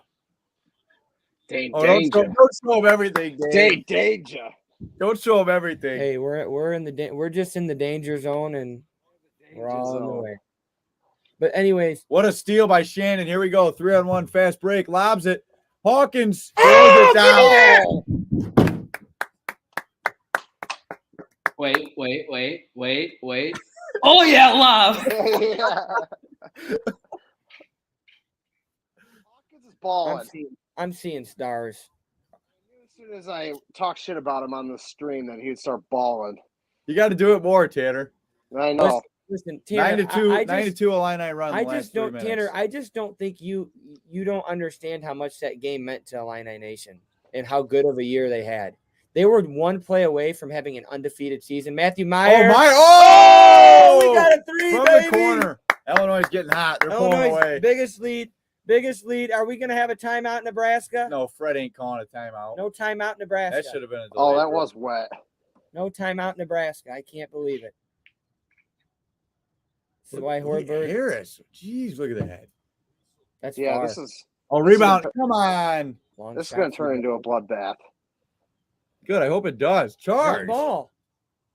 That's Okay. a terrible call. So let's get into this All right, discussion. commercial break. Tanner. We're up 15. Let's get into this discussion, Tanner. Harkar will not let this Duke comment go. Me and Nick better just sit back. I'm gonna tear you. I'm gonna tear you a new. You know what? So listen. Okay, let's hear it. Illinois undefeated the whole entire year. Their last game of the year. I know what happened that year. Is a trap game at Ohio State. They literally lose on a buzzer beater. They literally had the lead of almost every entire game they played the whole entire year until the last game they got beat on a buzzer beater. Okay, whatever. They're still the greatest team almost ever assembled. Okay. Ever assembled. They were undefeated. How many teams have gone undefeated? I think that 2012 Kentucky team absolutely works that 05 Illini team. Agree. Tanner, you agree. Should just stop it. I'm just an unbiased sports fan. Tanner, this team didn't listen. Then they go to the Big Ten tournament. They run away with it. They go to the NCAA tournament. They have the greatest comeback in NCAA college basketball history versus Arizona. Then they face Louisville, and they run away with it. And then here comes big, bad North Carolina, who Illinois was way, way better.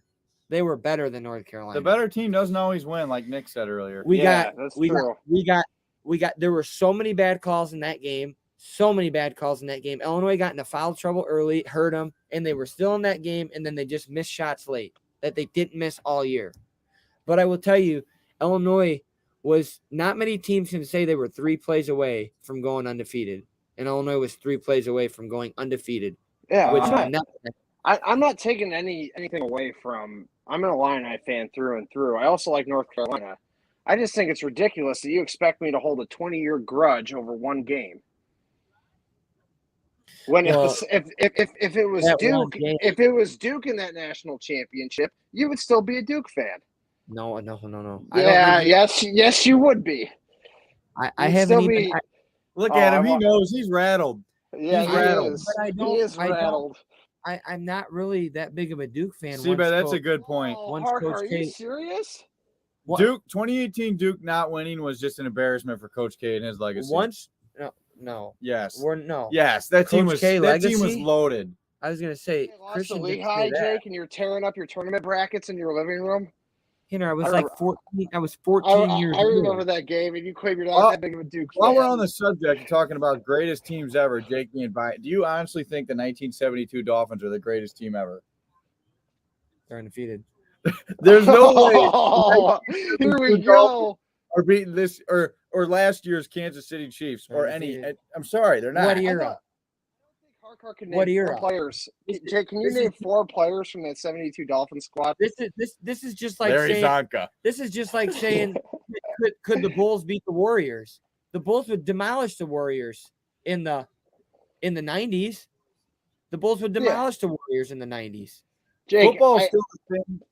I want to get back to my point. Can you name 4 players from the 1972 undefeated world champion Dolphins? Bob Greasy was the quarterback. Larry Zonka was the might have been the fullback or running back. Who was the backup quarterback that came in because the starting quarterback got hurt. Bob Greasy got hurt. Oh, look at this buttering up. Wow. And the backup quarterback came in and rode us to an undefeated season. Who was that? What was his name? Casper? No. Hold on. So back to my original point. The greatest team of all time, and you can't name 4 players. Shut up. Let me look at my pennant flag. Look at he's looking for resources right now. Breadcrumbs around the bed cave. No, but Tanner, I mean, that's hit that, Melendez. Oh, man, need him to hit that. He hits that shot. Illinois up 19. Up 18. 18. That wasn't a 3. Oh, that wasn't a 3. What the hell? 17. Listen. Your 85 Bears couldn't beat my 85 Dolphins. How you like that? Okay, so they had 1 loss. They were 1 play away from an undefeated season. Weren't you just talking about that? They were not 1 play away. The Dolphins beat them 21. Whatever, Haka. All right, we'll get back to basketball. We'll get back to the Illinois looking great. 48-33. Which I think they're going to review that. That might have been a 3. I'm going to need Illinois to keep playing like this. Like, let's not keep settling. Here we go. Hawkins, top of the key. Oh, he might. Backdoor cut. Swing it. That's off. Illinois playing great. I'm wrong. 51-33. What a play by Meyer. That was good ball movement. And anyone dogging Coleman Hawkins, that was a great start to the play. Yeah, it was a great backdoor cut by Epps, and it was a good pass. He traveled. Oh, my gosh. Yeah, take your suitcase. He was walking down memory lane. Take your suitcase with you. T-Sizzle's gone because he's tired of getting. I'm grabbing my phone charger. How about Oklahoma up 50-48 on Kansas right now? Really? Yeah. What's their record? Oklahoma 10-5. Like Illinois. Who have they? We've lost 2 really close games to Iowa State and Texas. We lost by 1. Travel. All right, their ball still. I don't think the shot clock resets. I do like Porter Moser. I think he's doing a pretty good job over there. I mean, that's a football school. Yeah. Nobody goes to the basketball games. I think he's a good coach. Tanner, who are you rooting for in an Illinois-North Carolina game? Illinois. No hesitation. 100% Illinois. But to insinuate that I'm not an Illini fan because I subsequently root for North Carolina about 1 game 20 years ago. And he was throwing the ball. You know, Coleman Hawkins has put in a lot of bad decisions, too. These guys don't want the ball late in the shot clock, so he gets and has to shoot these garbage shots. And Carolina's down 2 with 12 minutes left. Good. I hope they lose. I hate North Carolina. What a take. Wrong game, but Why? I'm just We watching love Michael someone Jordan, and he's inside. Tanner, if you were in a bar full of Illini fans, you would be getting a new asshole right now. Because you just can't root for North Carolina unlike Illinois. You just can't. But you're putting them in a biased situation. yeah. I'm just saying, if the shoe was on Hey. your foot and not mine, you would Nick, still what do be a you think? Duke rider through and through. What does Nick think? I like we Duke know- better than. Oh, what a shot by Apps. Thank you. But I hate Illinois both of them. fans. Illinois fans. You hate both of them, Nick? But I hate North Carolina more. Like, it's not even close how much I hate North Carolina compared. Like, it's not even funny. I hate that school. Jake, They you cheat. hate North Carolina because you love Duke, and you're a Coach They K cheated. rider. They cheated. I think Coach K cheated too, and he just didn't get caught because the NCAA loves him so much. Yeah, Wasn't he absolutely players. cheated. He's a cheater, just like all the other Dukies. Oh, Jesus. At least Coach Cal admits it. Grayson Allen, you like Grayson Allen still? When he's cheap shotting everybody in the league? Grayson Allen's just a bad, like, he's just Oh, a- no, Harkar loved him for years. Look at the ball movement. Duke- Illinois Every good playing Duke great. team has, like, just a sloppy guy. There on we their go, team. baby. It's a good take by Shannon Jr. up 20. Every good Duke team has, like, that one player who's just kind of an asshole. Yeah, they do.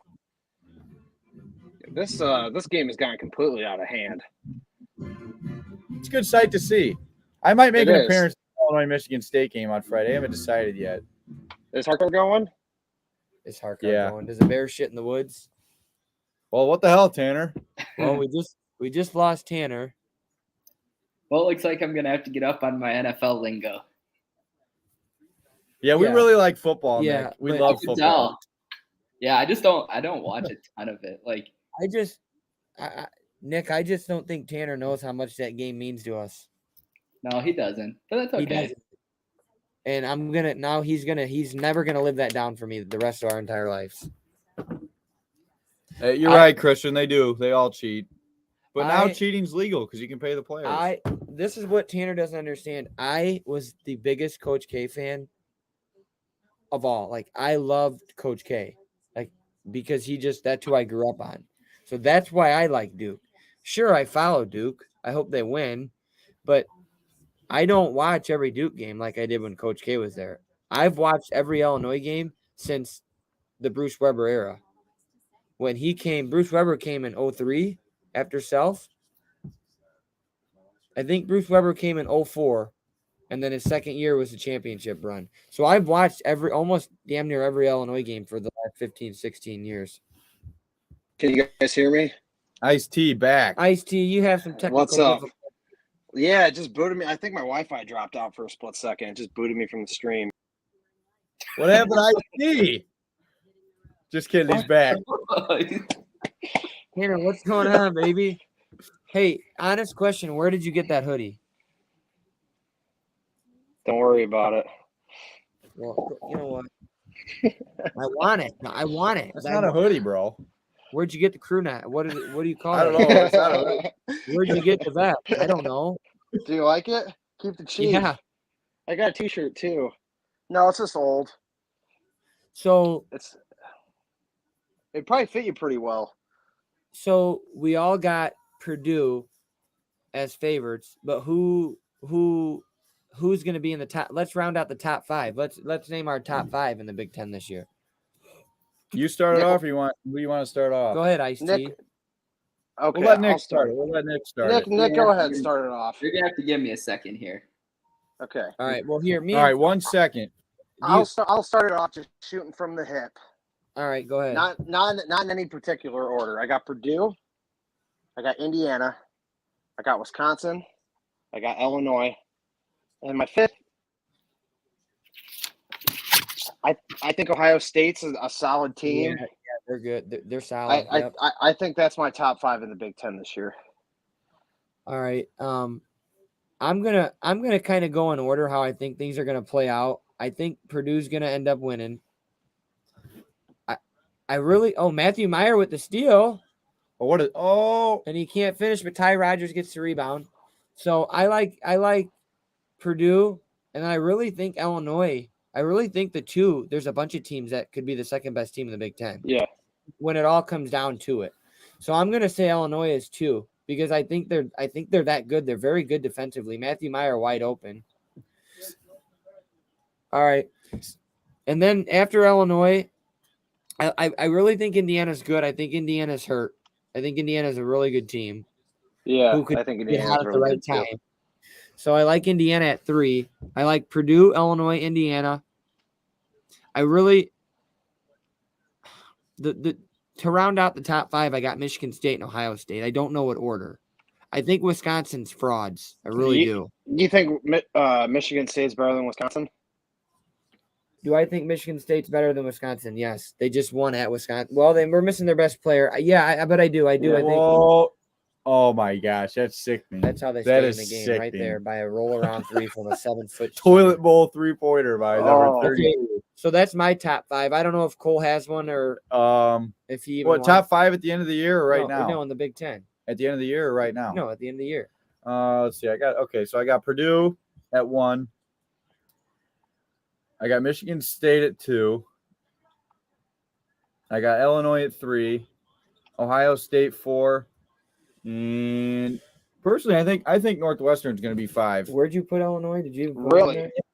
Yeah. He's crazy. That's a charge. I watched Indiana played against an undermanned, in my opinion, Iowa team. It was up almost 30 and didn't win. Is anybody watching And I was the game? sickened watching that game. Did anybody just watch that not charge call on Illinois? That's my 5, Tanner. All right, Nick. Whenever you're ready, you tell us. So you Got think- my heart done. I Okay, gotta go go ahead, with Purdue as much as I hate to say that. Going with 2 Indiana, 3 Wisconsin, 4 MSU. I'm gonna give Illinois the 5 spot right now. See, okay. That's very solid. Yeah. Here, We're getting cooked by 32 right now. Oh, he Here's the is. thing. He's a savage. What's his name? Look at this pump fake. Look at his goggles and his patchy ass beard. here's my thing. Get downhill, get to the rack. Illinois did not get that charge called, and that's bullshit. Dude, this player is straight out of the 1970s. He looks like Vlade Divac. All those calls in the first half that went against. Look at Illinois. him. We got to get a bucket here. This is a big possession. They're on a 6-0 run. So, Nick, what do you like about Indiana having them at 2? I like. Let me check real quick. Let me see something. There was one game I watched them. Little shot. I gotta get up the stat line. Purdue. Listen, Nebraska's making a run here. Look at the studs at Oklahoma basketball over the past few years. Yeah, they've been a sleeper. That's probably At forgotten. Oklahoma basketball? Yeah, over the past decade, they've had some really good players at Oklahoma. Yeah. Trey Young. Buddy Griffin. Buckets. He Yeah, might have Blake- been, what was he, like 2009, 2010, something like that? Yeah. A little longer than Nick, a decade. do you feel Nebraska coming back in this game a little bit? Because Look at 32. I mean, they're on an 8-0 run here. Did he He's on make 8-0 another one? Yeah. Oh, he 8-0 hits run the by floater? 12. Oh, my God. Someone needs a bucket here. Illinois needs a timeout or a bucket. Who is this Get to guy? the rim. This guy's cooking. I got to look up some stats on this guy. I don't even know No. his name. Why are we taking a corner 3? Go up, Danger. Good pass. Danger. Good. That punt. might be a That flagrant. was a good pass. That might be a flagrant, he says. Let's see. know, Oh, another did you get him in team I the like face? Another team I like this year to be really good in college basketball towards the end of the year in March is Tennessee. I think Tennessee's got a really good team. Rocky Top, Tennessee. Sweet old Rocky Top. So I pulled this up too, and Yeah. there was something about that Indiana-Nebraska game. Thought it was Nebraska, but I didn't want to misspeak. And the way they played, I mean, the ball movement was insane. I mean, there was just no keeping up with it. It looked like a team that is just unstoppable on offense. I just looked it up. I was like, why was I getting that feeling at that game? Because I never looked at the stat line. They had 22 assists that game. 22 Which- assists. 22 So- assists. What And happened? looking at the last 2 games they had, Is Indiana, Iowa. Iowa won, Northwestern won. Indiana scored 89 and 83 in those two games. And they lost, so they got to pick it up on right. defense. And you got to recognize, if you look at the stat line for like Northwestern in that game, they rolled their threes. Yeah, that's my thing. Indiana can't lose at home to Northwestern, but Illinois can't lose at home to Penn State either. So I see both. I see someone coming back at me to that. So like, you're right, Seabed. Buddy was insane. He's actually doing really well in the NBA too. That triple overtime in Lawrence was sickening. Oh no. Illinois got to play under control here. Illinois got to play under control, finish out. So North Carolina looks like they're going to lose. Up 14, under 8. Let's go to the old ESPN, see what's going on. So it looks like Oklahoma might. They could pull. They're up 2. They could pull off an upset. They could. I hope so. So Colton New is crying. I don't know who that is. Yeah, you don't. So it looks Tennessee is giving Vanderbilt the business. Auburn's giving Mississippi the business. Were there only 2 Big Ten games on tonight, Nick? I think so. Yes. Also, the other thing about Indiana too is it kind of goes back to that point we made earlier on. It's a cohesive group. They've been together. They had a lot of people returning. I just feel like I think they have a good chance to be really good. Yeah. So, but I agree. They're 10-5. Are they 10-5 because of injuries? Who, Indiana?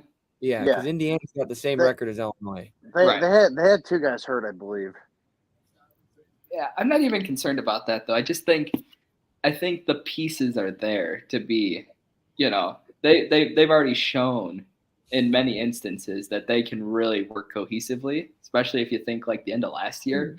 I thought that at the end of last year they were playing some pretty good basketball. Yeah, they were. Get that. Oh, what a 3. OU up 4. Kansas is in trouble, and I don't know. Kansas is in trouble. My dark horse in the Big Ten. I can ask you guys this too. I think Maryland could be a dark horse. Yeah, Maryland. Are they still ranked?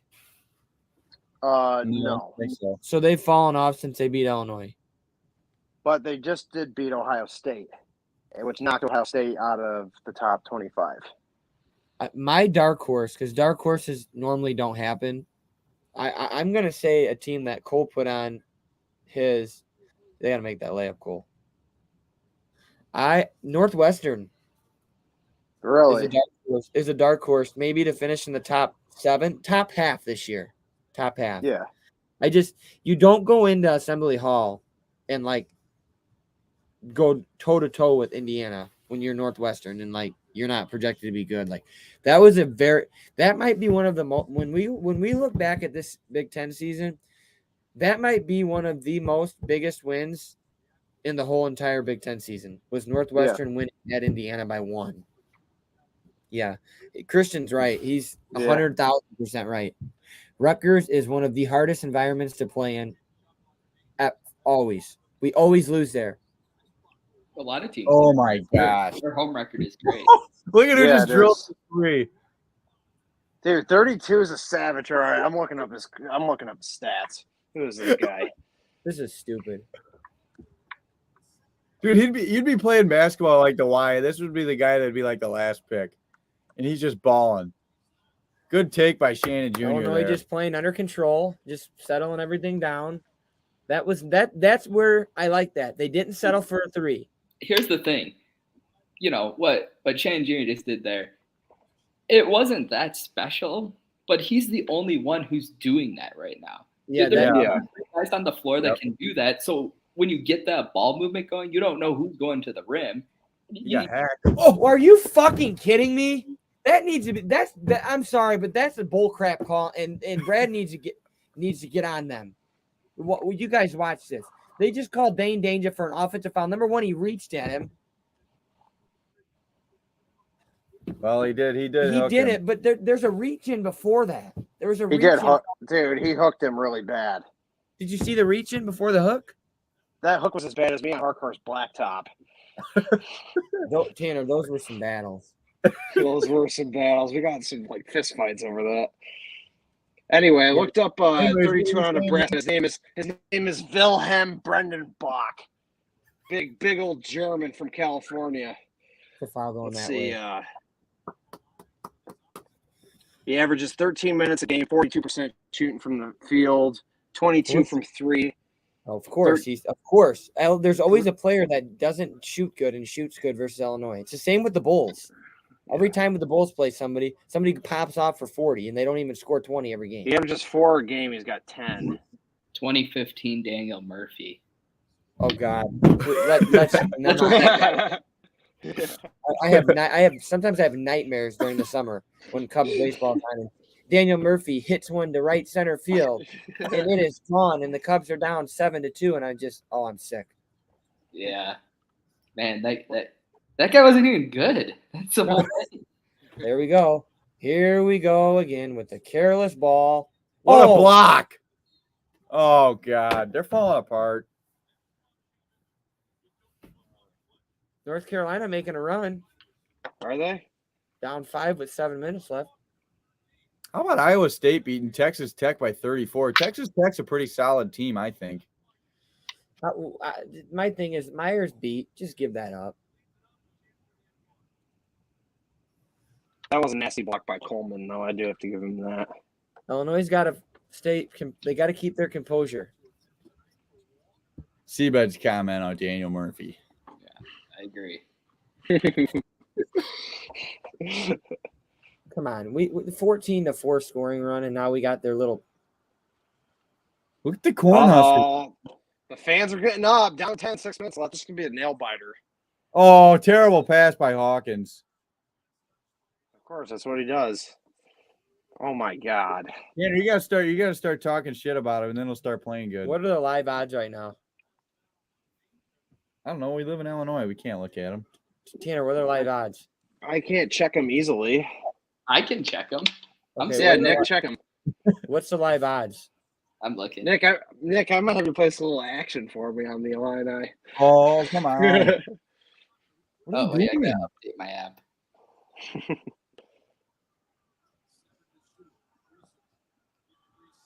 Oh no.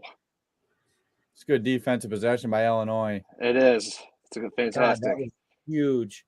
That was a huge missed shot and rebound. Ooh, very lucky that three didn't go down. Place would have erupted. We got to get a bucket here, boys. I would say up 10. What are you doing? Get to the lane. They're probably around maybe like an 8.5. Oh, Lord. Probably like minus. Nice rebound. All right, RJ. That's the RJ I like. Good timeout, Brad. Get the troops. Yeah, that was nice. That was huge. Order, Brad. I mean, that's a terrible shot. Can we talk about how some of Meyer's shots are just awful? His shot selection is poor at times. Kind of like Coleman Hawkins. Yeah. We got guys who are good shooters, but they're not Jordan. You mean Curry? I don't know. Well, the biggest problem with Illinois is other than Shannon Jr., not a lot of people can make their own shot. Okay, but I will say that they need set pieces, and they need Meyer is kind of standing shot. Meyer is a very, very good 3-point shooter. Yeah, he is. I mean, he reminds me of Plummer. He's not going to bring the ball up the court and then lace it. And I think Coleman Hawkins can create and get his own shot, but he chooses not to. I really think Coleman's body of play, like his body of work, says, hey, I should be able to get a bucket, and he should. And he does at times. I don't know why he doesn't do that consistently. Just so you know, the odds on the game have been dead. They're all locked up right now. Yeah. Usually it happens when there's a big run. I just didn't know what the spread was at do we remember what it was at halftime?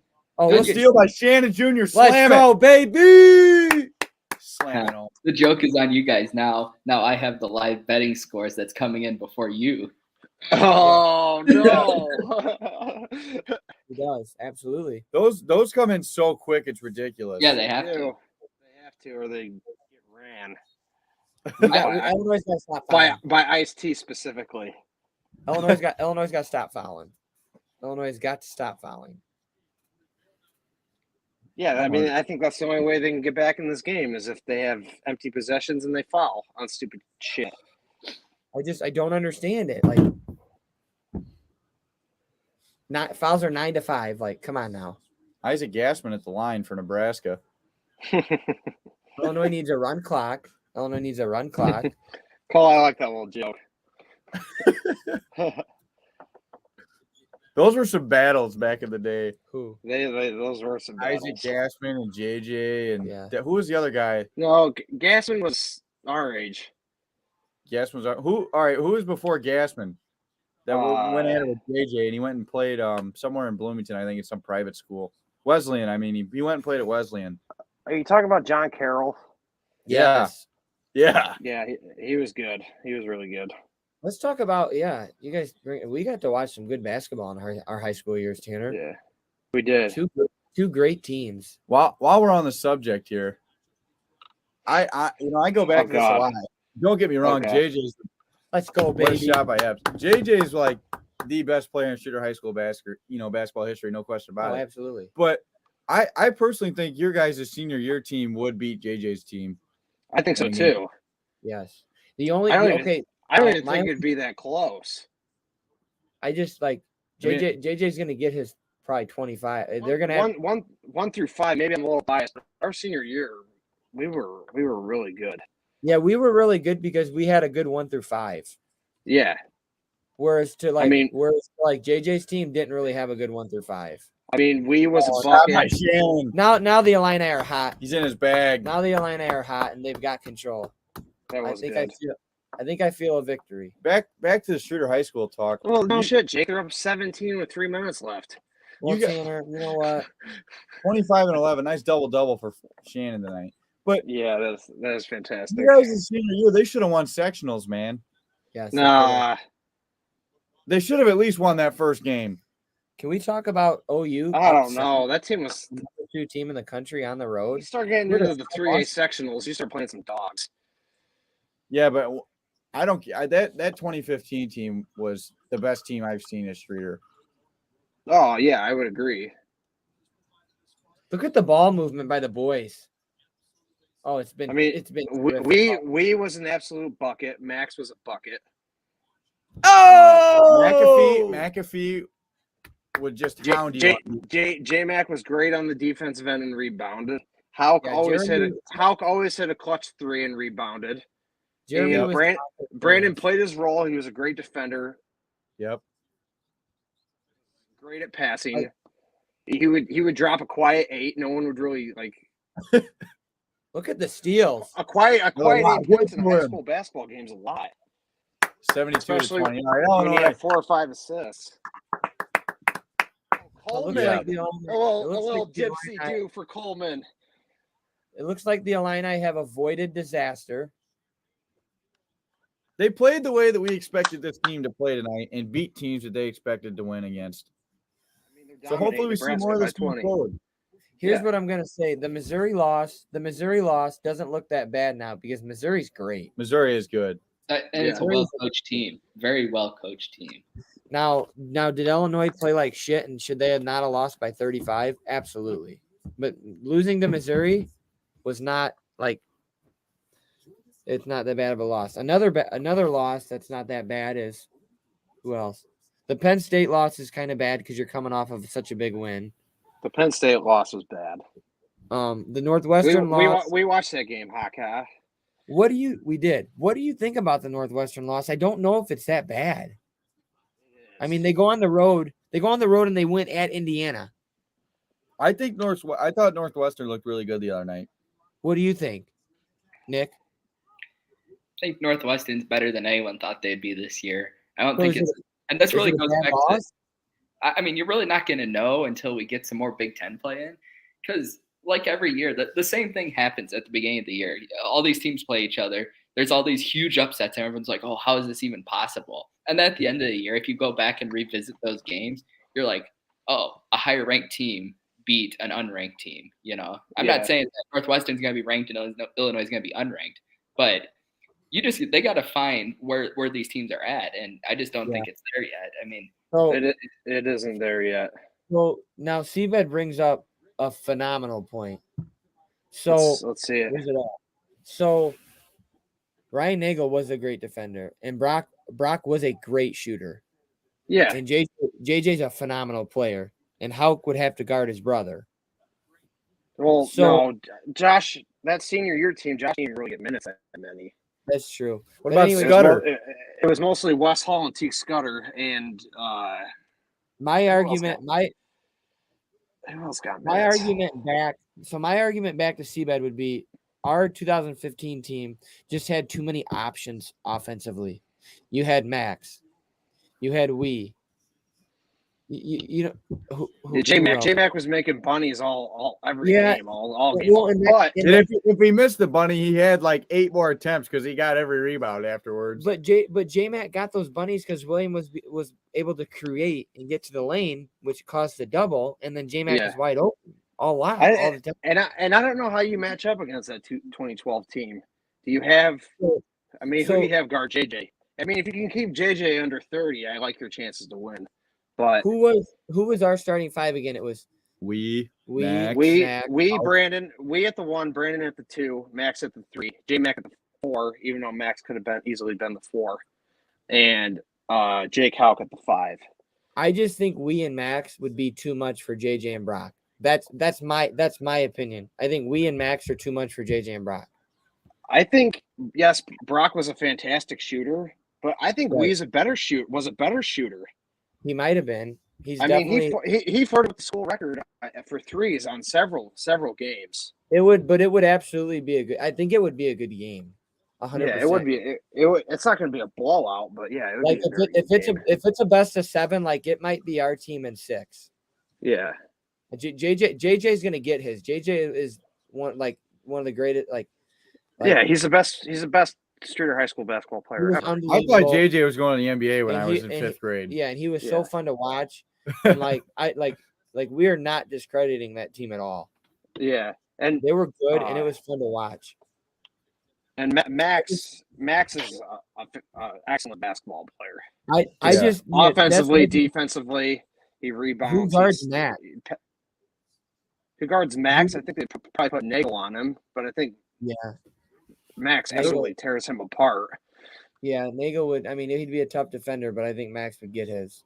And then who's going to guard Jake? I mean, Josh was a good defender. Wow, look at that dunk.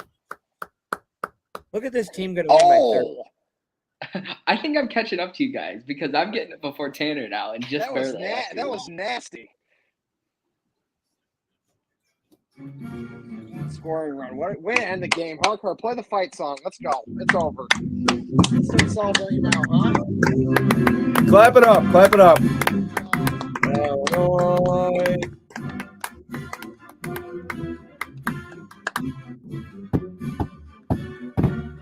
Oski wow. Hey, the refs are keeping Kansas in this game. I don't know if anybody's streaming it on a tablet or something.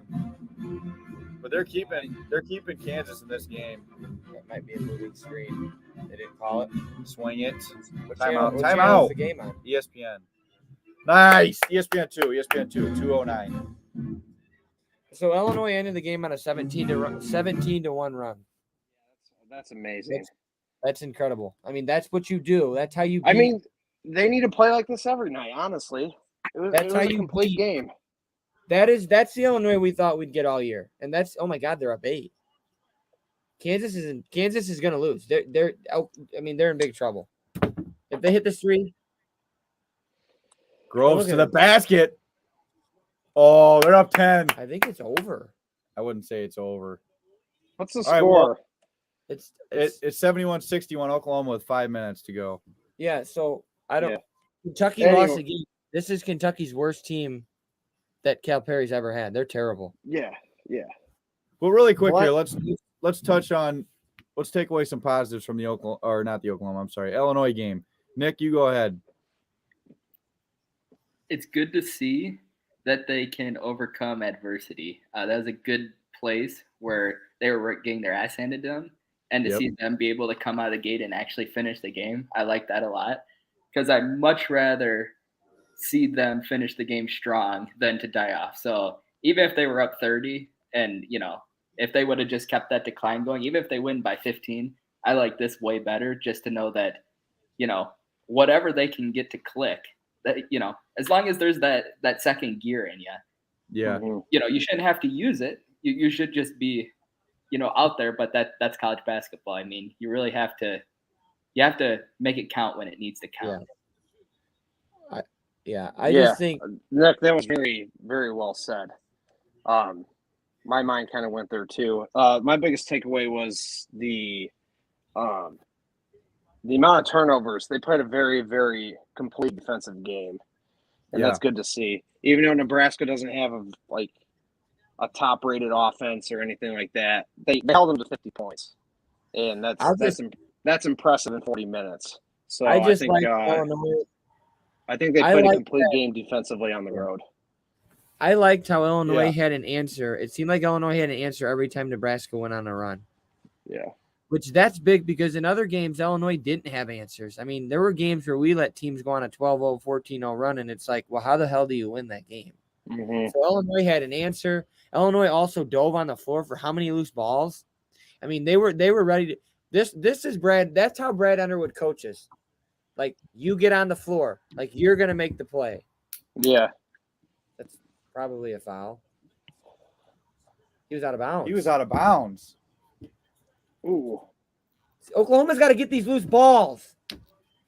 They do. Are you watching? But with all that being said, I agree with everything you guys said. How do you feel about Friday night against Michigan State? Oh, no. They're done. I knew Kansas was going to come back. So I think Illinois' upcoming schedule is very favorable. Oh, it's absolutely favorable for the next month. You are pull it up. Nick, would you agree? Yeah, I think it's a favorable schedule, and I think it's a point to build some confidence up. Absolutely. And that's what they need. Okay, so on Friday they're at home against Michigan State. I think they win. On Monday they go to Minnesota. Minnesota is the worst team in the Big Ten. Minnesota's awful. Yeah. Illinois will win that game. Then they have Indiana at home. It's at home. You're right. Yeah, so I think that's a winnable game also. And then they have Ohio State at home. Then they have Ohio State at home, and then they go at Wisconsin. That's going to be a hard game. But now here's the thing: we got to find out is how much longer that guy's out for in Wisconsin. If we get them when he's still out, they could run the table in January. And then at Iowa and versus Minnesota versus Rutgers, listen. I know we're getting ahead of ourselves here, but it's what we do. I mean, let's be honest. Illinois' road games are the teams you want to play on the road, and their home games are the teams you want at home. Yeah. This is way future, but they do have to travel at Purdue on March 5th. Yeah, at Indiana, at Ohio State. That will be a tough test. Illinois' got to go on a run here because their back half of the schedule is a lot harder than the middle. So if they could rattle off 4 or 5 wins in a row, I don't see why they can't rattle off 8 or 9 in a row. All right, their next 10 games, I would say they got to win at least 7. Yeah. Of their next 10, when I'm looking at the schedule here. I think you got to think about Minnesota's at home. What's that put them at? Would that put them at 17-8? That's not bad. No. That's not bad. That gets you in the tournament. Well, Jesus, last year they were 21-10. What were they seeded last year? 4 seed? Like a 4. No, they played at 13, so they would have been a 5. No. Oh, yeah, 4 seed. You're right. So Illinois was 21-10. 21-10 is a 4 seed. Okay. So that's, just think about it. 21, that's 10 losses. But I don't think it's inconceivable for them to go down the stretch and where are they at? They're at 11-5 now. They're 2-3 in Big Ten. Yeah, the one thing is you gotta remember they can go 10-5 the rest of the way. Absolutely. Go ahead, Nick. What were you gonna say? I'm just saying you got to remember the Big Ten is not as good as it was last year. No, right. Oh. So you're really gonna have to win. You're really gonna have to win those games that have high, versus a ranked team. Like you're gonna have to win your ranked games at home because they're gonna really boost your resume, and then you can't lose on the road versus teams you should win. Big Ten basketball. Literally, all you have to do is win at home and split your games on the road, and you're set. You are the 5 team in the Big Ten. That's what it comes down to. Absolutely. And teams really get in trouble when they don't. They have like a 500 record at home. That's when you better have a good road record. You better be balling on the road. It's important for Illinois to not have another lapse where, let's say, they have a big win and then they come in against a team like Penn State and just shit the bed. But Penn State played well. But I think I thought Illinois came into the game. Penn State did play well. They were shooting it. Me and Tanner watched that game. They played well. I don't know, Nick, if you watched that game, but we thought Penn State played well. Yeah, I watched it, and I mean, a lot of it was when the shots dropped, they dropped, and Illinois. So I don't have problems with losing to teams when they get hot shooting, especially from three. Yeah. But when it's just statistical domination, I don't like that, and we've seen that a couple times this year. In a lot. They cleared the lane out. Yeah. I just think this was a feel good win. This was a feel good win for Illinois. Now you got to play a tough Michigan State team that's hot. Well, and Michigan State always play good in Champaign. Always. But you get Michigan State at home, and that crowd's going to be fucking insane. I can't wait. You got to score. What time's that game tip on Friday? 8 o'clock. Cool. Alrighty, gentlemen. Well, thank you for inviting me to the stream. I had a blast. I hope you thanks guys for coming on, guys. I hope you guys want to come back. I think it was fun to bounce stuff off of, other different opinions and get some fresh blood. Yeah. Well, thank you. Go ahead, Nick. I was just gonna say, I appreciate you having me on for sure, and definitely next time I'll study up on my NFL. Yeah, maybe we'll try to do it for another. Maybe we'll try to do it for another road game where Illinois plays a road game. I think it's fun to do it during the game instead of doing like an after or before video. Yeah, well, you got there's a lot more talking points for sure. I feel like because someone makes a nice play or a big dunk or something. That's goaltending. So, all right. Anyway, thank you, gentlemen. I appreciate it. Yeah, thanks guys for coming on. We appreciate it. We'll see you talk guys. to you guys soon. ILL.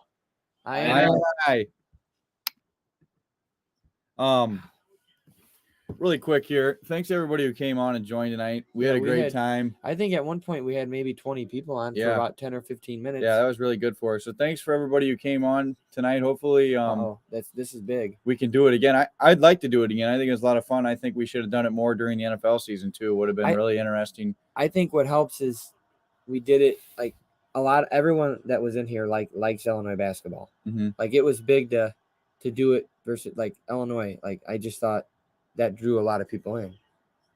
Oh, that would have been a dagger. Nice.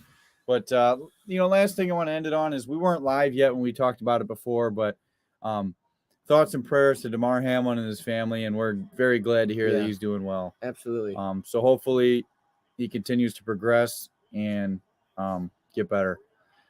That's all we got tonight. Yeah, that's all I got. Seabed, thanks a lot for coming on, and all you guys in the comment section. We had a great time. We're gonna have to get Seabed on here because he gave us a lot of. Seabed, you made a lot of great points Seabed dominated the feed. That made a lot of sense, like especially bringing up the Nagel defender, because I forget how good of a defender he was. So we could do a whole episode on that, really, but just thanks. Yeah, we could, but thanks, Seabed, and we'll try to include more and get more of our friends on here as we go. I thought it went really well tonight, and so we'll probably try it again. But everybody make sure to like and subscribe. We're getting near 100 subscribers. Still got about 20 or so to go. At that point where we'd like to do a giveaway with our shirts and stuff. So just thanks to everybody who came on tonight, and make sure to like and subscribe. And hopefully the Dolphins somehow win this weekend, but I don't foresee it happening. Just make sure somebody videotapes me if they do. So see you guys. See yous.